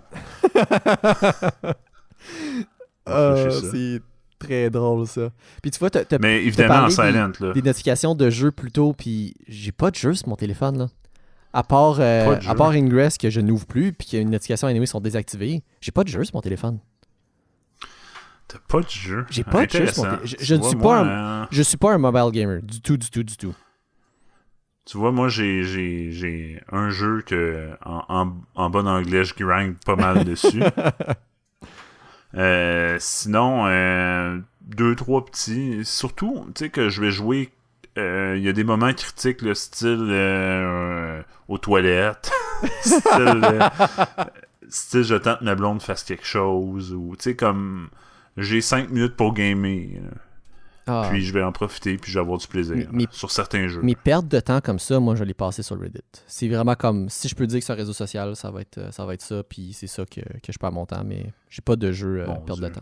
Moi, tu vois, Reddit, j'essaie d'éviter au maximum parce que je trouve que, on dirait que je retiens rien de ce que je veux lire là-dessus. Ça dépend. Puis tu vois, j'ai un beau mélange de stock que je regarde sur Reddit, des trucs qui sont tellement futiles et qui sont juste pour... satisfaction immédiate, si on veut, que ce soit des images drôles ou des gifs ou whatever. Alors que, tu sais, il y a des fois que je vais regarder ça, puis après ça, je vais regarder des nouvelles ou même que je me suis ramassé à lire je veux dire des specs, je veux dire en anglais, mais je veux dire des specs de la prochaine version du langage de programmation que j'utilise au travail, là, qui est un truc au travers d'un post sur Reddit que j'ai vu. Puis j'ai appris des trucs super pertinentes avec ça. Très variable. Oui, c'est super variable pour moi. Mon Dieu. Moi, tu vois, j'essaie de mélanger le moins possible réseaux sociaux et productivité. Mm-hmm. J'ai un Facebook. Je pense que je scroll mon fil une fois par semaine. Je ne vais plus sur Facebook. Puis tu vois, une des seules choses qui me rattachait à Facebook, bon, j'utilise toujours Messenger, ça c'est une classe à part, là. Mais une des seules choses qui me rattachait à Facebook, c'était pour gérer les événements avec des amis. Puis, avec le COVID, il n'y a plus tant d'événements. Non. Mais oui. Mon Facebook est là et je ne l'ouvre pas. Moi, ce qui me fait... mais tu vas peut-être pouvoir m'en parler plus tard, là, ouais. Peut-être en privé, on verra. Mais moi, ce que je trouve intéressant avec ces médias sociaux-là, c'est comment ça varie le feed puis les intérêts. Puis ça va vraiment aller gravir autour de tes intérêts. Oui, on avait parlé de ça, à quel point c'est très centriste sur ta personne. Complètement différent. Quand je regarde, d'ailleurs, je trouve ça plate. Je regarde le fil Facebook de ma blonde. Désolé, ma blonde, si tu nous écoutes, puis tu vas sûrement nous écouter, mais ton fil Facebook, il est plate. Puis toi, tu dis la même chose du mien. Parce que moi, c'est un mix de technologie et d'auto. Puis elle, c'est juste des animaux. C'est le classique, là. Ouais, mais je vois le genre. Puis non, non, je suis pas intéressé par Facebook. C'est pour ça que je regarde plus. J'ai juste aucun intérêt. C'est là, il t'installe sur mon téléphone et je vais juste pas voir. Jamais. Ah, c'est correct. C'est un tu vois, les seules notifications que je reçois de Facebook, c'est souvent du spam de quelqu'un qui m'ajoute comme friend. Puis le temps que j'aille me rendre pour genre répondre, la personne est déjà bloquée. Elle est déjà bloquée. Il n'y a déjà plus de compte. Et moi, d'ailleurs, je le recommande aux gens. Là, j'ai désinstallé Facebook et Messenger de mon téléphone. Et j'ai les versions light. Ah oui, c'est vrai. Toi, tu utilises ça. Version light qui s'améliore d'année en année. Là. Et... C'est plus question de vie privée hein, que tu avais installé ça et non pour limiter ta consommation de contenu. Là. C'était pour limiter. Moi, je trouvais que Facebook consommait beaucoup de data en background. Il y avait vraiment un problème, mais ça, c'était lié aussi aux vieilles versions d'Android. Mm-hmm. Où est-ce que les applications. Puis l'autre affaire, c'est que ce que j'aimais avec le Messenger Lite, d'ailleurs, c'est toujours le cas, c'est qu'il fonctionne avec aucune permission. Très bien. Et le Facebook normal et le Messenger. Ouais. Donc, moi, ce qui est comique, là, c'est que j'ai un logiciel de gestion de permission sur Android. Fait que je donne un exemple. Mettons, je veux t'envoyer une photo sur Messenger là, que je prends au travail. Mais là, je vais aller autoriser à Facebook l'accès aux data de mon téléphone. Mm-hmm. Là, je vais quitter l'application. Il va y avoir un petit pop-up. Hey, Facebook a encore la permission pour utiliser les datas à ton compte. Veux-tu l'enlever? Je clique dessus, ça enlève la permission. Puis non seulement ça, mais quand je retourne sur la conversation, je sais que Facebook n'a plus accès parce que sur l'application, je vois plus la photo. C'est un carré vide. Fait que il n'y a vraiment plus la permission pour aller voir mon fichier de photos que j'ai envoyé. Là. C'est la preuve. Que là, Alain, moi, la question que je pourrais te renvoyer par rapport à ça, est-ce que tu trouves que c'est exagéré comme comportement? Est-ce que c'est trop parano de faire quelque chose comme ça? Si je le faisais de façon automatique, je dirais oui. Mais par l'application, je trouve que ça justifie. C'est vraiment... c'est pas la même situation parce que c'est pas moi qui va penser à aller enlever mes notifications. C'est le programme que j'ai dit, je veux pas que tu donnes rien à Facebook. Oui, mais tu as quand même pris la peine d'installer et de setuper cette application-là qui fait ce travail-là pour toi. Est-ce que c'est trop? Mais je te dirais que c'est quasiment... c'est un artefact, parce que dans le temps, Android avait des gros problèmes de permission là, par rapport à iOS, il faut le donner, ils ont été... oui. Ils ont été vraiment beaucoup plus rapides. Android, c'est du rattrapage là, qui a été fait. Là. Là, on est rendu au même niveau, mais ça n'a vraiment pas toujours été le cas. Mm-hmm. Puis cette application-là, je l'avais installée justement dans des versions d'Android où est-ce que les permissions étaient beaucoup moins monitor. Puis tu sais, t'avais des applications, à l'époque, t'avais des applications de flashlight qui avaient besoin de tes contacts. Oui, mais ça... mais ça existe toujours, ces applications-là. Ne faites jamais ça. On s'entend. Pro type de Bonjour Hi, Montréal. Là. N'installez jamais d'application qui demande des permissions pour rien. Dites refuser. C'est toujours un choix. Hein. Mais au moins maintenant, on a le choix de refuser ces permissions-là au niveau de l'application. Alors qu'avant, c'est pas quand juste au niveau de l'installation. C'était tout. C'est ça. Avant, tu cliquais sur Install. Ça te disait, hey, voulez-vous autoriser toutes ces affaires-là? Tu disais, ben oui, je veux l'application, j'ai pas le choix. Voilà. Exactement. Non, au moins à ce niveau-là, surtout les grosses applications comme justement Facebook, Messenger, t'as une granularité, puis tu peux désactiver les permissions que tu veux pas donner à l'application et l'application va très bien fonctionner. Elle est bien conçue comme elle devrait l'être, puis il n'y a pas de problème à ce niveau-là. Absolument. Définitivement des updates, hein? Donc, tu sais, moi, ce que ça, je donne pas la permission de microphone ni de caméra à Messenger. Je pense que la seule que je vais donner, même pas les contacts, tu sais, je vais juste donner les fichiers pour aller chercher mes photos pour pouvoir... donc, je prends jamais de photos au travers de l'application, toujours séparément, puis je vais pouvoir sélectionner la photo que je veux après. D'ailleurs, ça me fait penser à un TikTok que j'ai regardé. TikTok que je regarde uniquement via le navigateur Internet. Que tu te sauves de même aussi à ce niveau-là. Mais de toute façon, TikTok, je l'ai aussi installé, mais avec aucune permission, puis il fonctionne très bien. Parfait. Mais j'avais trouvé son navigateur au travail. C'était une fille elle prend le téléphone de son conjoint qui dort, puis elle fait juste implémenter des mots avec des bébés, genre baby, have baby, pregnancy. Puis elle fait juste répéter ça. Puis là, genre, mais c'est peut-être du trucage, mais d'après moi, non, parce que ça a été déjà prouvé sur plusieurs autres cas. Puis là, le gars, il arrive, genre, 2 jours plus tard, puis il est comme, voyons donc, mon téléphone, il arrête pas de me montrer des notifications de bébé. Oui, ben, ça c'est genre une espèce de mythe qui a été prouvé, mais qui est comme jamais été clair non plus, mais je pense que c'est assez... Mais je pense qu'à un moment donné, Facebook le fait. Oui, puis il le fait à un moment donné. Facebook Puis, aussi Google, là, je pense que c'est ça les mythes qui tournent là-dessus, que le micro écoute tout le temps, puis que tu vas avoir des publicités ciblées avec les mots qui sont entendus et compris. Mais tu sais, moi je regarde ma blonde. Ma blonde, c'est le meilleur exemple. Là. On dirait que c'est genre le parfait type. Là. Elle aime beaucoup les émissions de robes de mariée. On veut se marier, mais c'est comme vraiment loin. Là. On parle pas de ça dans le présent. Dans le présent. Mais là, elle parle tellement de robes qu'elle a des publicités de robes, là, mais ça n'a pas rapport. Là. Elle regarde rien qui a rapport avec des robes autres que son émission à télé. Là. Puis on dirait qu'il est capable de faire le lien. Là. Donc, moi, la question que j'ai posée, c'est j'essaie toujours de, quand quelqu'un me dit quelque chose comme ça, j'ai toujours trouvé un lien autre que justement par l'aspect vocal de la chose. L'émission en tant que telle, c'est quoi? C'est-tu sur Netflix? C'est-tu sur YouTube? C'est une émission... si on a du public féminin qui nous écoute, là, c'est... Aïe, aïe, aïe. Je m'en mords les doigts. Moi, c'est l'émission parfaite pour m'endormir. Elle met ça quand il faut qu'on aille dormir, là, parce qu'elle sait que ça m'intéresse pas. Là. C'est... Si t'as pas le nom, c'est pas grave. Moi, ce que je veux juste savoir, puis c'est triste. Au pire, on l'écrira dans les notes si tu le retrouves, mais je veux juste savoir c'est sur quoi que l'émission joue. C'est sur le câble spécialisé. Là. C'est sur le câble directement. Oui. On a accès au câble chez nous, puis c'est sur TLC. OK. La seule chose que je peux voir comme channel possible là-dedans, c'est que Bell sait qu'est-ce que t'écoutes. Si j'étais avec Bell, là, je dis Bell, mais ça peut être Vidéotron, là, whatever. Là.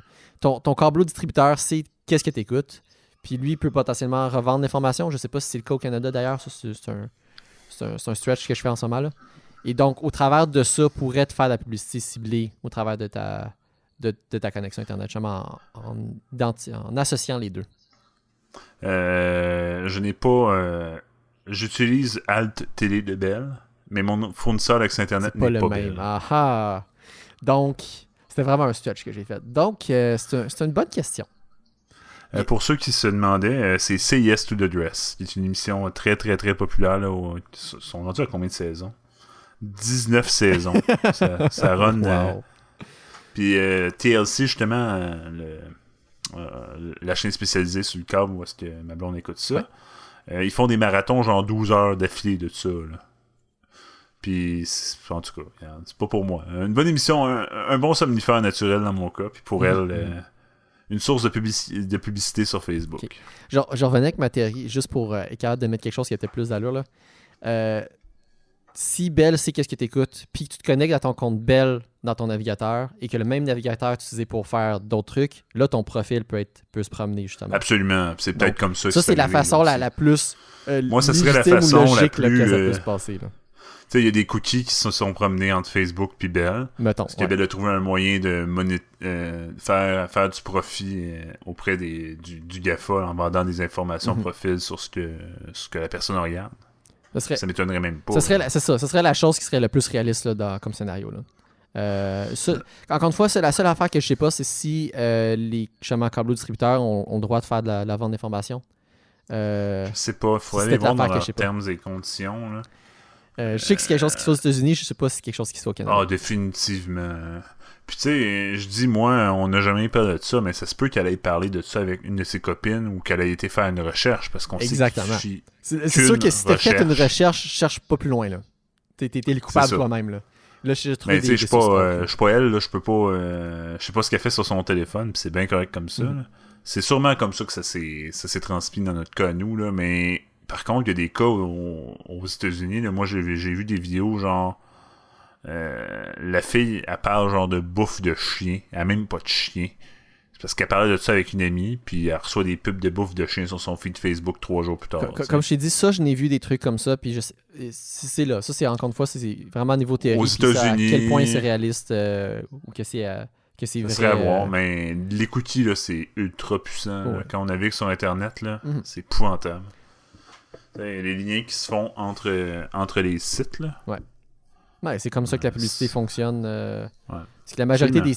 N'importe quel site qui fait de la publicité va avoir les mêmes trackers qui permettent justement de te suivre et de te présenter la publicité ciblée sur d'autres sites anyway. Donc, Absolument.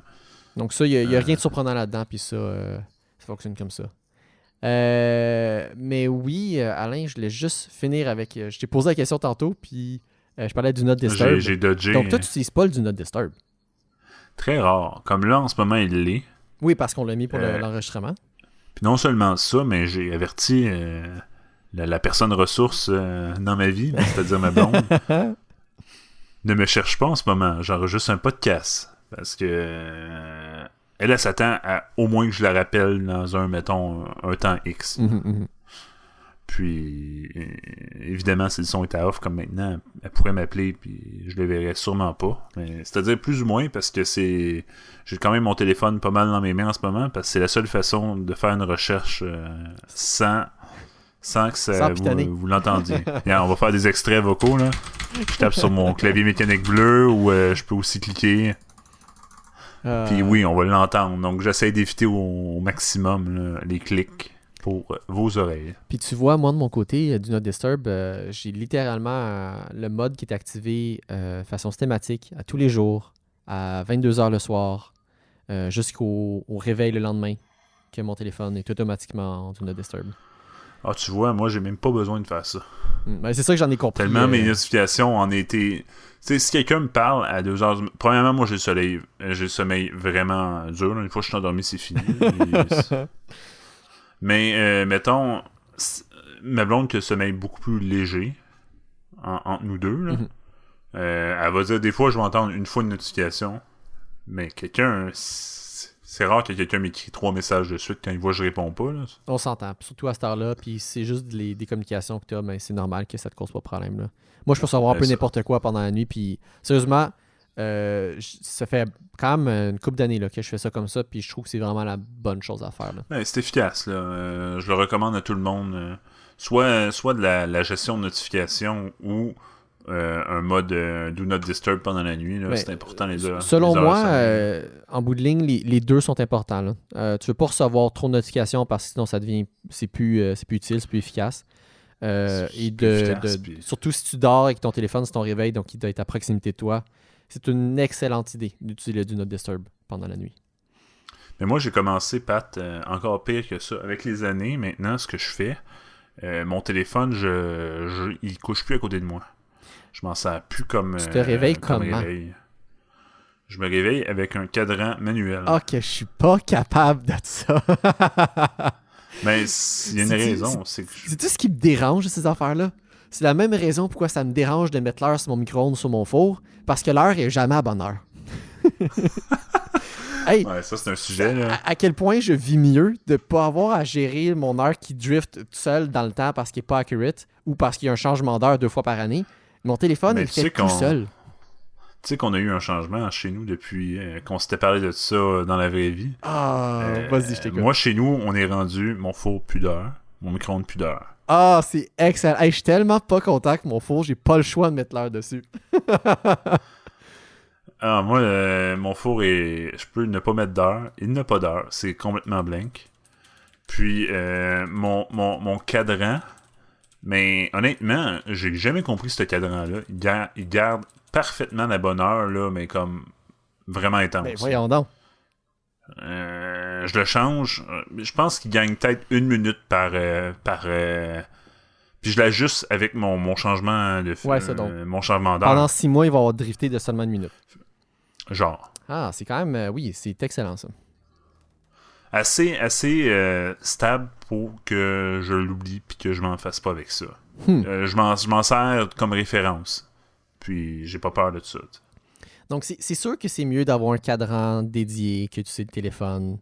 Mais moi, c'est uniquement au point de vue sommeil. J'avais de la misère à m'endormir un peu. Puis d'ailleurs, je le recommande à tout le monde qui fait de l'insomnie. Là. Moi, je lâche mon téléphone. Mon téléphone ne charge pas à côté de moi. Il ne charge plus à côté de moi, du tout. J'ai enlevé cette prise-là. Si je veux le recharger dans la chambre, c'est sur la recharge de ma blonde de son bord. D'ailleurs, elle-même, elle le sait, elle trouve ça gossant. Puis sinon, c'est ailleurs. Là. C'est dans le salon que je peux recharger mon téléphone. Ça cause des problèmes des fois, parce que des fois, même si tu sais, je vais comme déposer mon cellulaire, mais je vais pas le recharger nécessairement parce que je suis trop lazy pour me lever. Puis des fois, je pars le matin avec comme 10%. Non, je suis assez je le branche même quand j'ai pas besoin de le brancher, moi, que ça m'arrive à peu près jamais de manquer de batterie, là. Puis là, je parle même dans le temps pas COVID, là. J'avais un wireless pad à job, puis que, tu sais, je le déposais là-dessus, puis c'est pas un problème, là. Ouais, ça, c'est mon boss qui a acheté ça récemment. Là. Je le remercie. Comme ça, quand j'arrive au travail, je peux le recharger. Il nous a tout acheté des chargeurs. Ah, c'est le fun, ça. Tu vois, c'est une technologie que j'aime bien. Puis que c'était Colin que je suis pas content. Google, dans les premiers téléphones, les Nexus en avaient au début. Puis là, ils l'ont lâché, puis ils sont revenus à partir du 2. Parce qu'Apple l'a fait. Puis pourtant, ils étaient les pionniers là-dedans, puis ils l'avaient lâché. Ce qui faisait pas de sens pour moi. Mais ça coûtait cher à faire, puis c'était niché comme marché. Là. C'était vraiment pas tout le monde qui utilisait ça. Là. Pourtant, c'était pratique. Là. Oui, c'est ça. Puis ça a pris... il a fallu qu'il y ait un comeback pour que ça revienne là. Puis là ça devient vraiment que tout le monde là.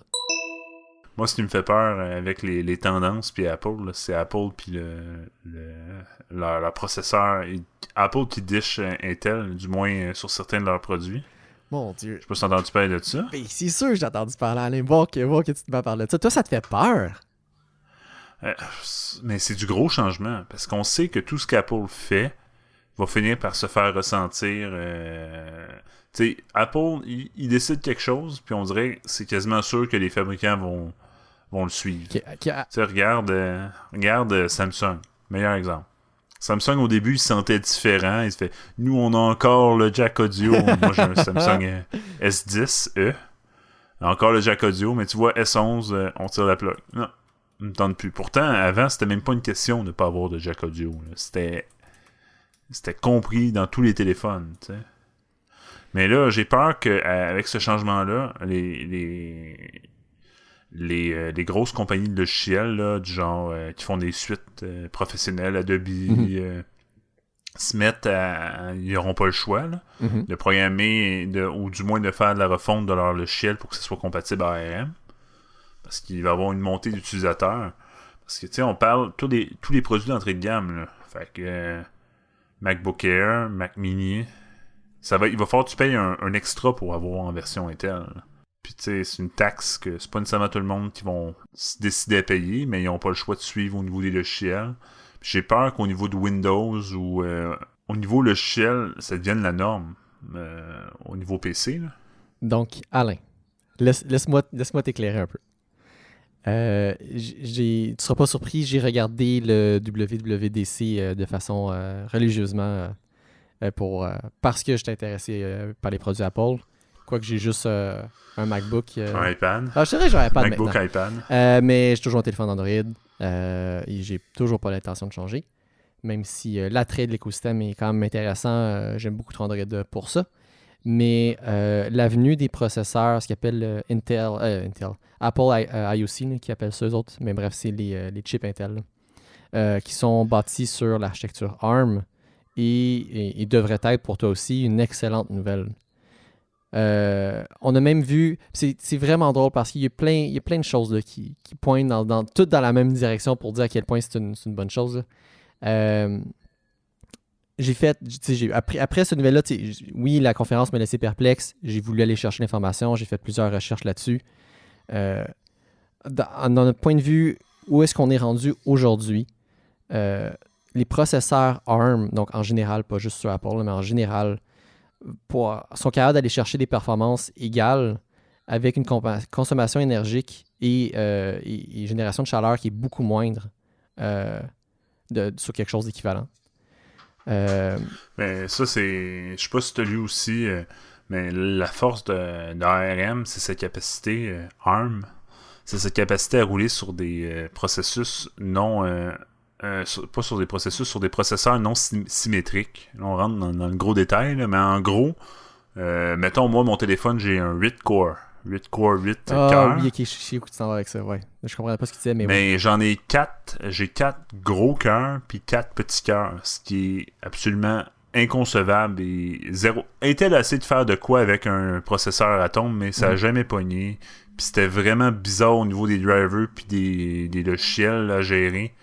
Fait que c'était pas tant efficace, mais on sait pas, mais dans nos poches, tous nos cellulaires, moindrement qui sont récents, ils ont ça. Moi, j'ai un 8 cœurs, mais genre 4 petits cœurs, puis 4 gros cœurs. Puis comment ça marche à l'interne, c'est que tout ce qui est pas en full focus, là, donc si c'est pas un jeu que tu joues, un jeu vidéo, là, toutes tes notifications, tout ton système d'exploitation vont rouler sur les petits cœurs pour sauver d'énergie. Puis c'est franchement efficace. Hein. Oui, puis ça fonctionne extrêmement bien. Donc, le point que moi je voulais faire, c'est les processeurs ARM ont déjà prouvé leur efficacité. Et d'un point de vue consommateur, le push d'Apple dans cette direction-là, le consommateur a tout à gagner là-dedans. Là. D'un point de vue application, justement, tous nos téléphones, comme tu dis, ils fonctionnent déjà là-dessus. Les appareils mobiles fonctionnent déjà là-dessus. Et ça a déjà prouvé leur point que, d'un point de vue pour les laptops mobiles, pour commencer, ça va déjà être une excellente addition. Puis, je vais juste te laisser parler avant que je lance avec l'autre gros morceau. Là. Mais moi, c'est l'espèce de période d'entre-deux, là, parce que ça va pas se faire rapidement et de façon fluide. Là. Du point de vue Apple, les autres ils ont dit qu'ils allaient faire le rollout sur une période de 2 ans. Donc, ils vont... La manière que je l'ai compris, puis encore une fois, ça va être à confirmer, puis on va le voir, ils vont simplement remplacer les produits au fur et à mesure. Ils vont arrêter de sortir des produits Intel, ils vont les épuiser, puis ils vont juste passer à des produits qui vont être ARM seulement. Intéressant. Moi, j'ai pas regardé la conférence. J'ai lu beaucoup sur le sujet, mais j'ai pas regardé la conférence en tant que je ne vois aucune raison d'augmenter les prix, d'artificiellement augmenter les prix des appareils qui ont des processeurs Intel. Ils vont rester au prix similaire. Puis la seule chose qu'on sait à peu près pour sûr, c'est que ça va être même moins cher, les chips Apple. Mais oui. Donc, on s'entend, une chip Apple coûte bien moins cher qu'une chip Intel à exactement. faire. Donc, ce qui va arriver, puisqu'on c'est à peu près sûr, là, c'est que les produits vont baisser en termes de prix, mais il n'y a pas de raison d'augmenter les prix pour les produits déjà existants. Là. Ça, c'est sûr. Connaissant Apple, c'est tellement premium, ils baisseront pas leur prix. J'ai jamais entendu parler les rumeurs qui courent en ce moment, c'est qu'il va y avoir le premier MacBook qui va sortir avec... Il va y avoir cet automne un MacBook qui va sortir avec du ARM et il va être drastiquement moins cher. Ça, c'est les rumeurs qu'on entend en ce moment. Vas-tu l'acheter, Patrick? J'ai pas besoin de laptop pour l'instant. Mettons, moi, honnêtement, là, en business... d'ailleurs, tout le monde qui sont en business ou qui ont affaire à faire des achats, j'achèterais pas de ce d'ARM au moins avant que ça ait fait ses preuves, puis que les grands logiciels soient compatibles. Là. Ah non, c'est ça. J'ai pas de doute du fonctionnement puis de l'efficacité, mais ça dépend de ce que tu fais avec ton ordi. Puis oui, c'est sûr que moi, même de mon côté au travail, j'attendrai. Là. Pas dans la première année. Faut s'assurer que tous nos logiciels, nos outils vont suivre. Ça risque d'être plus rapide qu'un an, mais c'est sûr que je vais y aller avec précaution. Là. Parce que tu as sûrement lu, là, ils ont parlé d'émulation de code Intel. Oh oui. Mais tu sais, c'est jamais aussi efficace. Ça sera jamais aussi efficace. Tu as toujours une surcouche de plus quand tu émules du code d'un autre processeur. Là. Puis moi, c'est au niveau des VM aussi. Là. Aïe. Oui, mais OK. Émuler un OS au complet, ça va être toute une autre paire de manches. Là. On s'entend là. Alors qu'émuler une application, ça va être quand même beaucoup plus faisable. Puis ils ont quand même, du moins, ils ont annoncé des taux de performance quand même intéressants qui n'a pas l'air être trop écopé. Mais c'est sûr que si tu roules une application, ça va être correct. Puis... Si tu en roules 4-5, c'est une autre histoire. Oui, c'est ça. Ça va être voir les real tests, là, les vrais tests, puis les vrais benchmarks. Voir à quel point c'est ça, puis à quel point les fabricants vont suivre. Parce que tant que personne ne va emboîter le pas, tu sais, c'est le premier qui fait le move chicken. Oui. Ça a souvent été le rôle d'Apple de faire ça. Mais justement, je suis super content qu'Apple le fait parce que ça va pousser les autres manufacturiers. Puis Windows va suivre le pas aussi. Là. Ça va arriver. Oui. Là. Puis j'ai hâte que ça arrive parce que tout le monde va bénéficier de ça. Puis l'autre point que moi je voulais dire aussi par rapport à Intel, ça fait plusieurs années qu'on sait qu'ils ont de la misère. Puis là, cette semaine, il y a un autre, je pense que cette semaine, la semaine dernière, je ne sais plus exactement quand la nouvelle est sortie, mais il y a eu un gros leak de données au niveau d'Intel. Mais oui. Puis, my God, pour vrai, ça va de mal en pire du côté d'Intel. Là. Cette compagnie-là a de la misère à suivre. Moi, je parlais avec mon patron qui a un gros centre de données. Puis il m'expliquait qu'ils ont basically perdu à peu près 20% de leur compute juste avec des mises à jour. Oui, à cause de tous les problèmes de sécurité qu'il y a eu dans les dernières années. Tous les problèmes de sécurité avec ces processeurs-là Intel, là, à chaque fois que tu fais une mise à jour, tu perds en performance. Ça fait très mal, oui. Oui.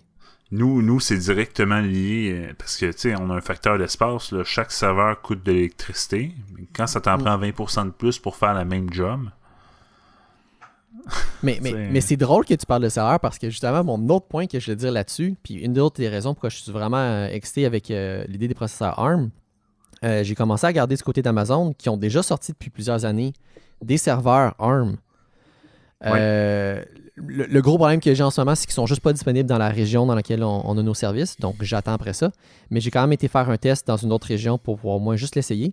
Et je suis capable de déployer la même stack technologique qu'on utilise en ce moment sans aucun problème de compatibilité parce que tous les outils, que ce soit système d'exploitation, langage de programmation, runtime, les services qu'on utilise, tout est déjà disponible et compilé pour du ARM sans aucune manipulation supplémentaire de ma part. Wow, intéressant. Que je suis capable de déployer des serveurs avec la même stack qu'on utilise qui vont me coûter moins cher, qui me donnent plus de performance. Intéressant. Donc, c'est super comme expliquait intéressant. le ARM qualité-prix, là, c'est imbattable. Exactement. Donc, c'est vraiment un autre monde. Donc, c'est pour ça que je reviens tout ce que j'ai dit au début, le consommateur a tout à gagner là-dedans. Et j'ai vraiment hâte de voir ça. Puis au contraire, c'est vraiment... Apple arrive dans un bon temps. Il aurait pu faire le move plus tôt, mais il arrive un bon moment, selon moi, pour justement lancer le marché dans cette direction-là. Et ça va être une question de temps là, de voir Windows suivre. Au moins donner l'option, là. On s'entend. Ça, qu'est-ce que ça va donner là, quand Windows va être rendu? On a parlé beaucoup de termes techniques, là, ceux qui n'ont pas tout suivi.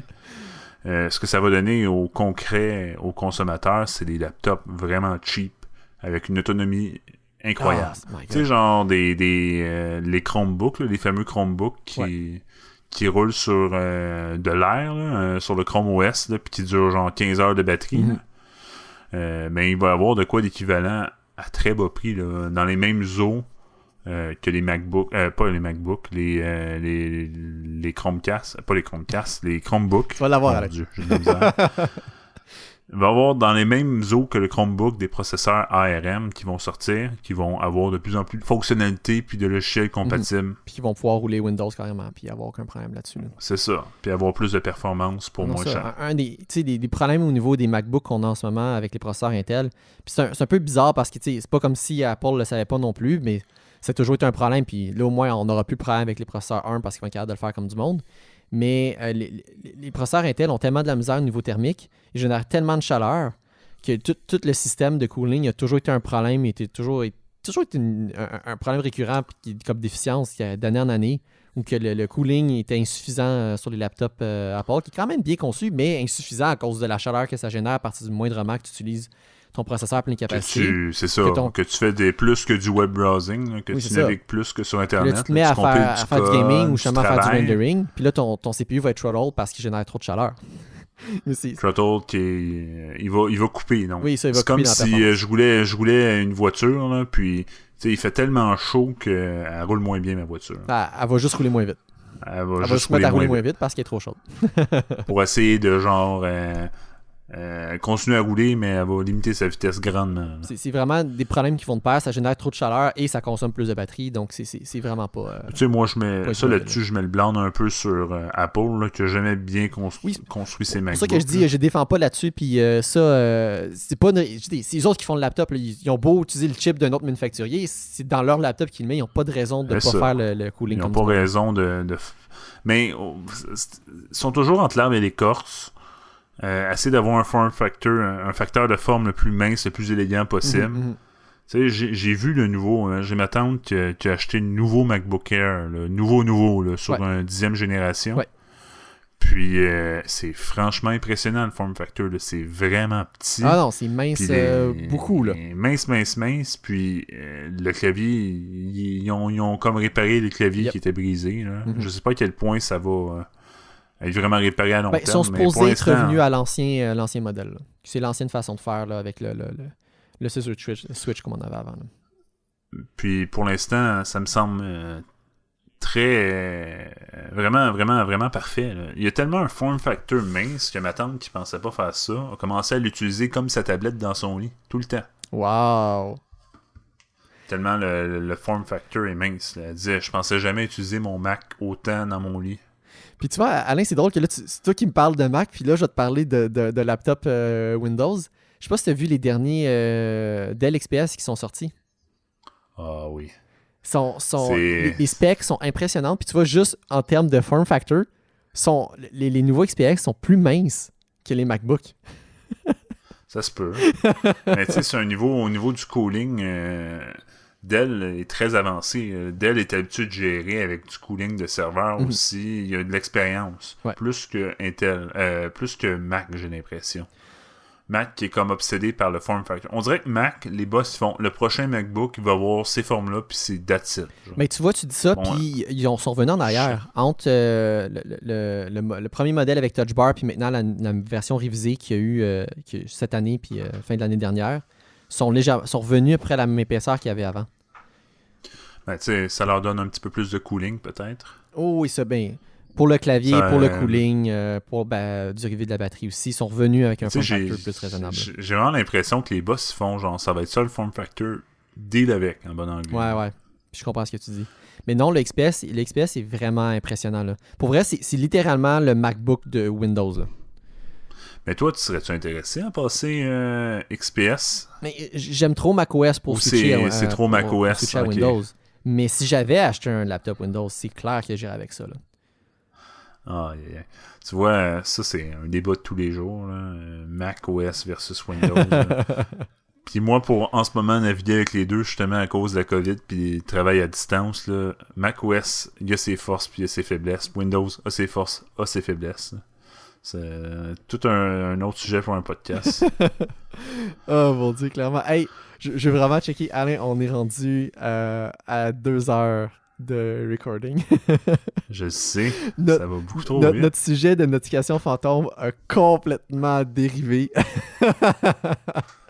On va en avoir pour la semaine prochaine. Ben, j'ai l'impression qu'on devrait arrêter là puis garder le reste pour la suite. Là.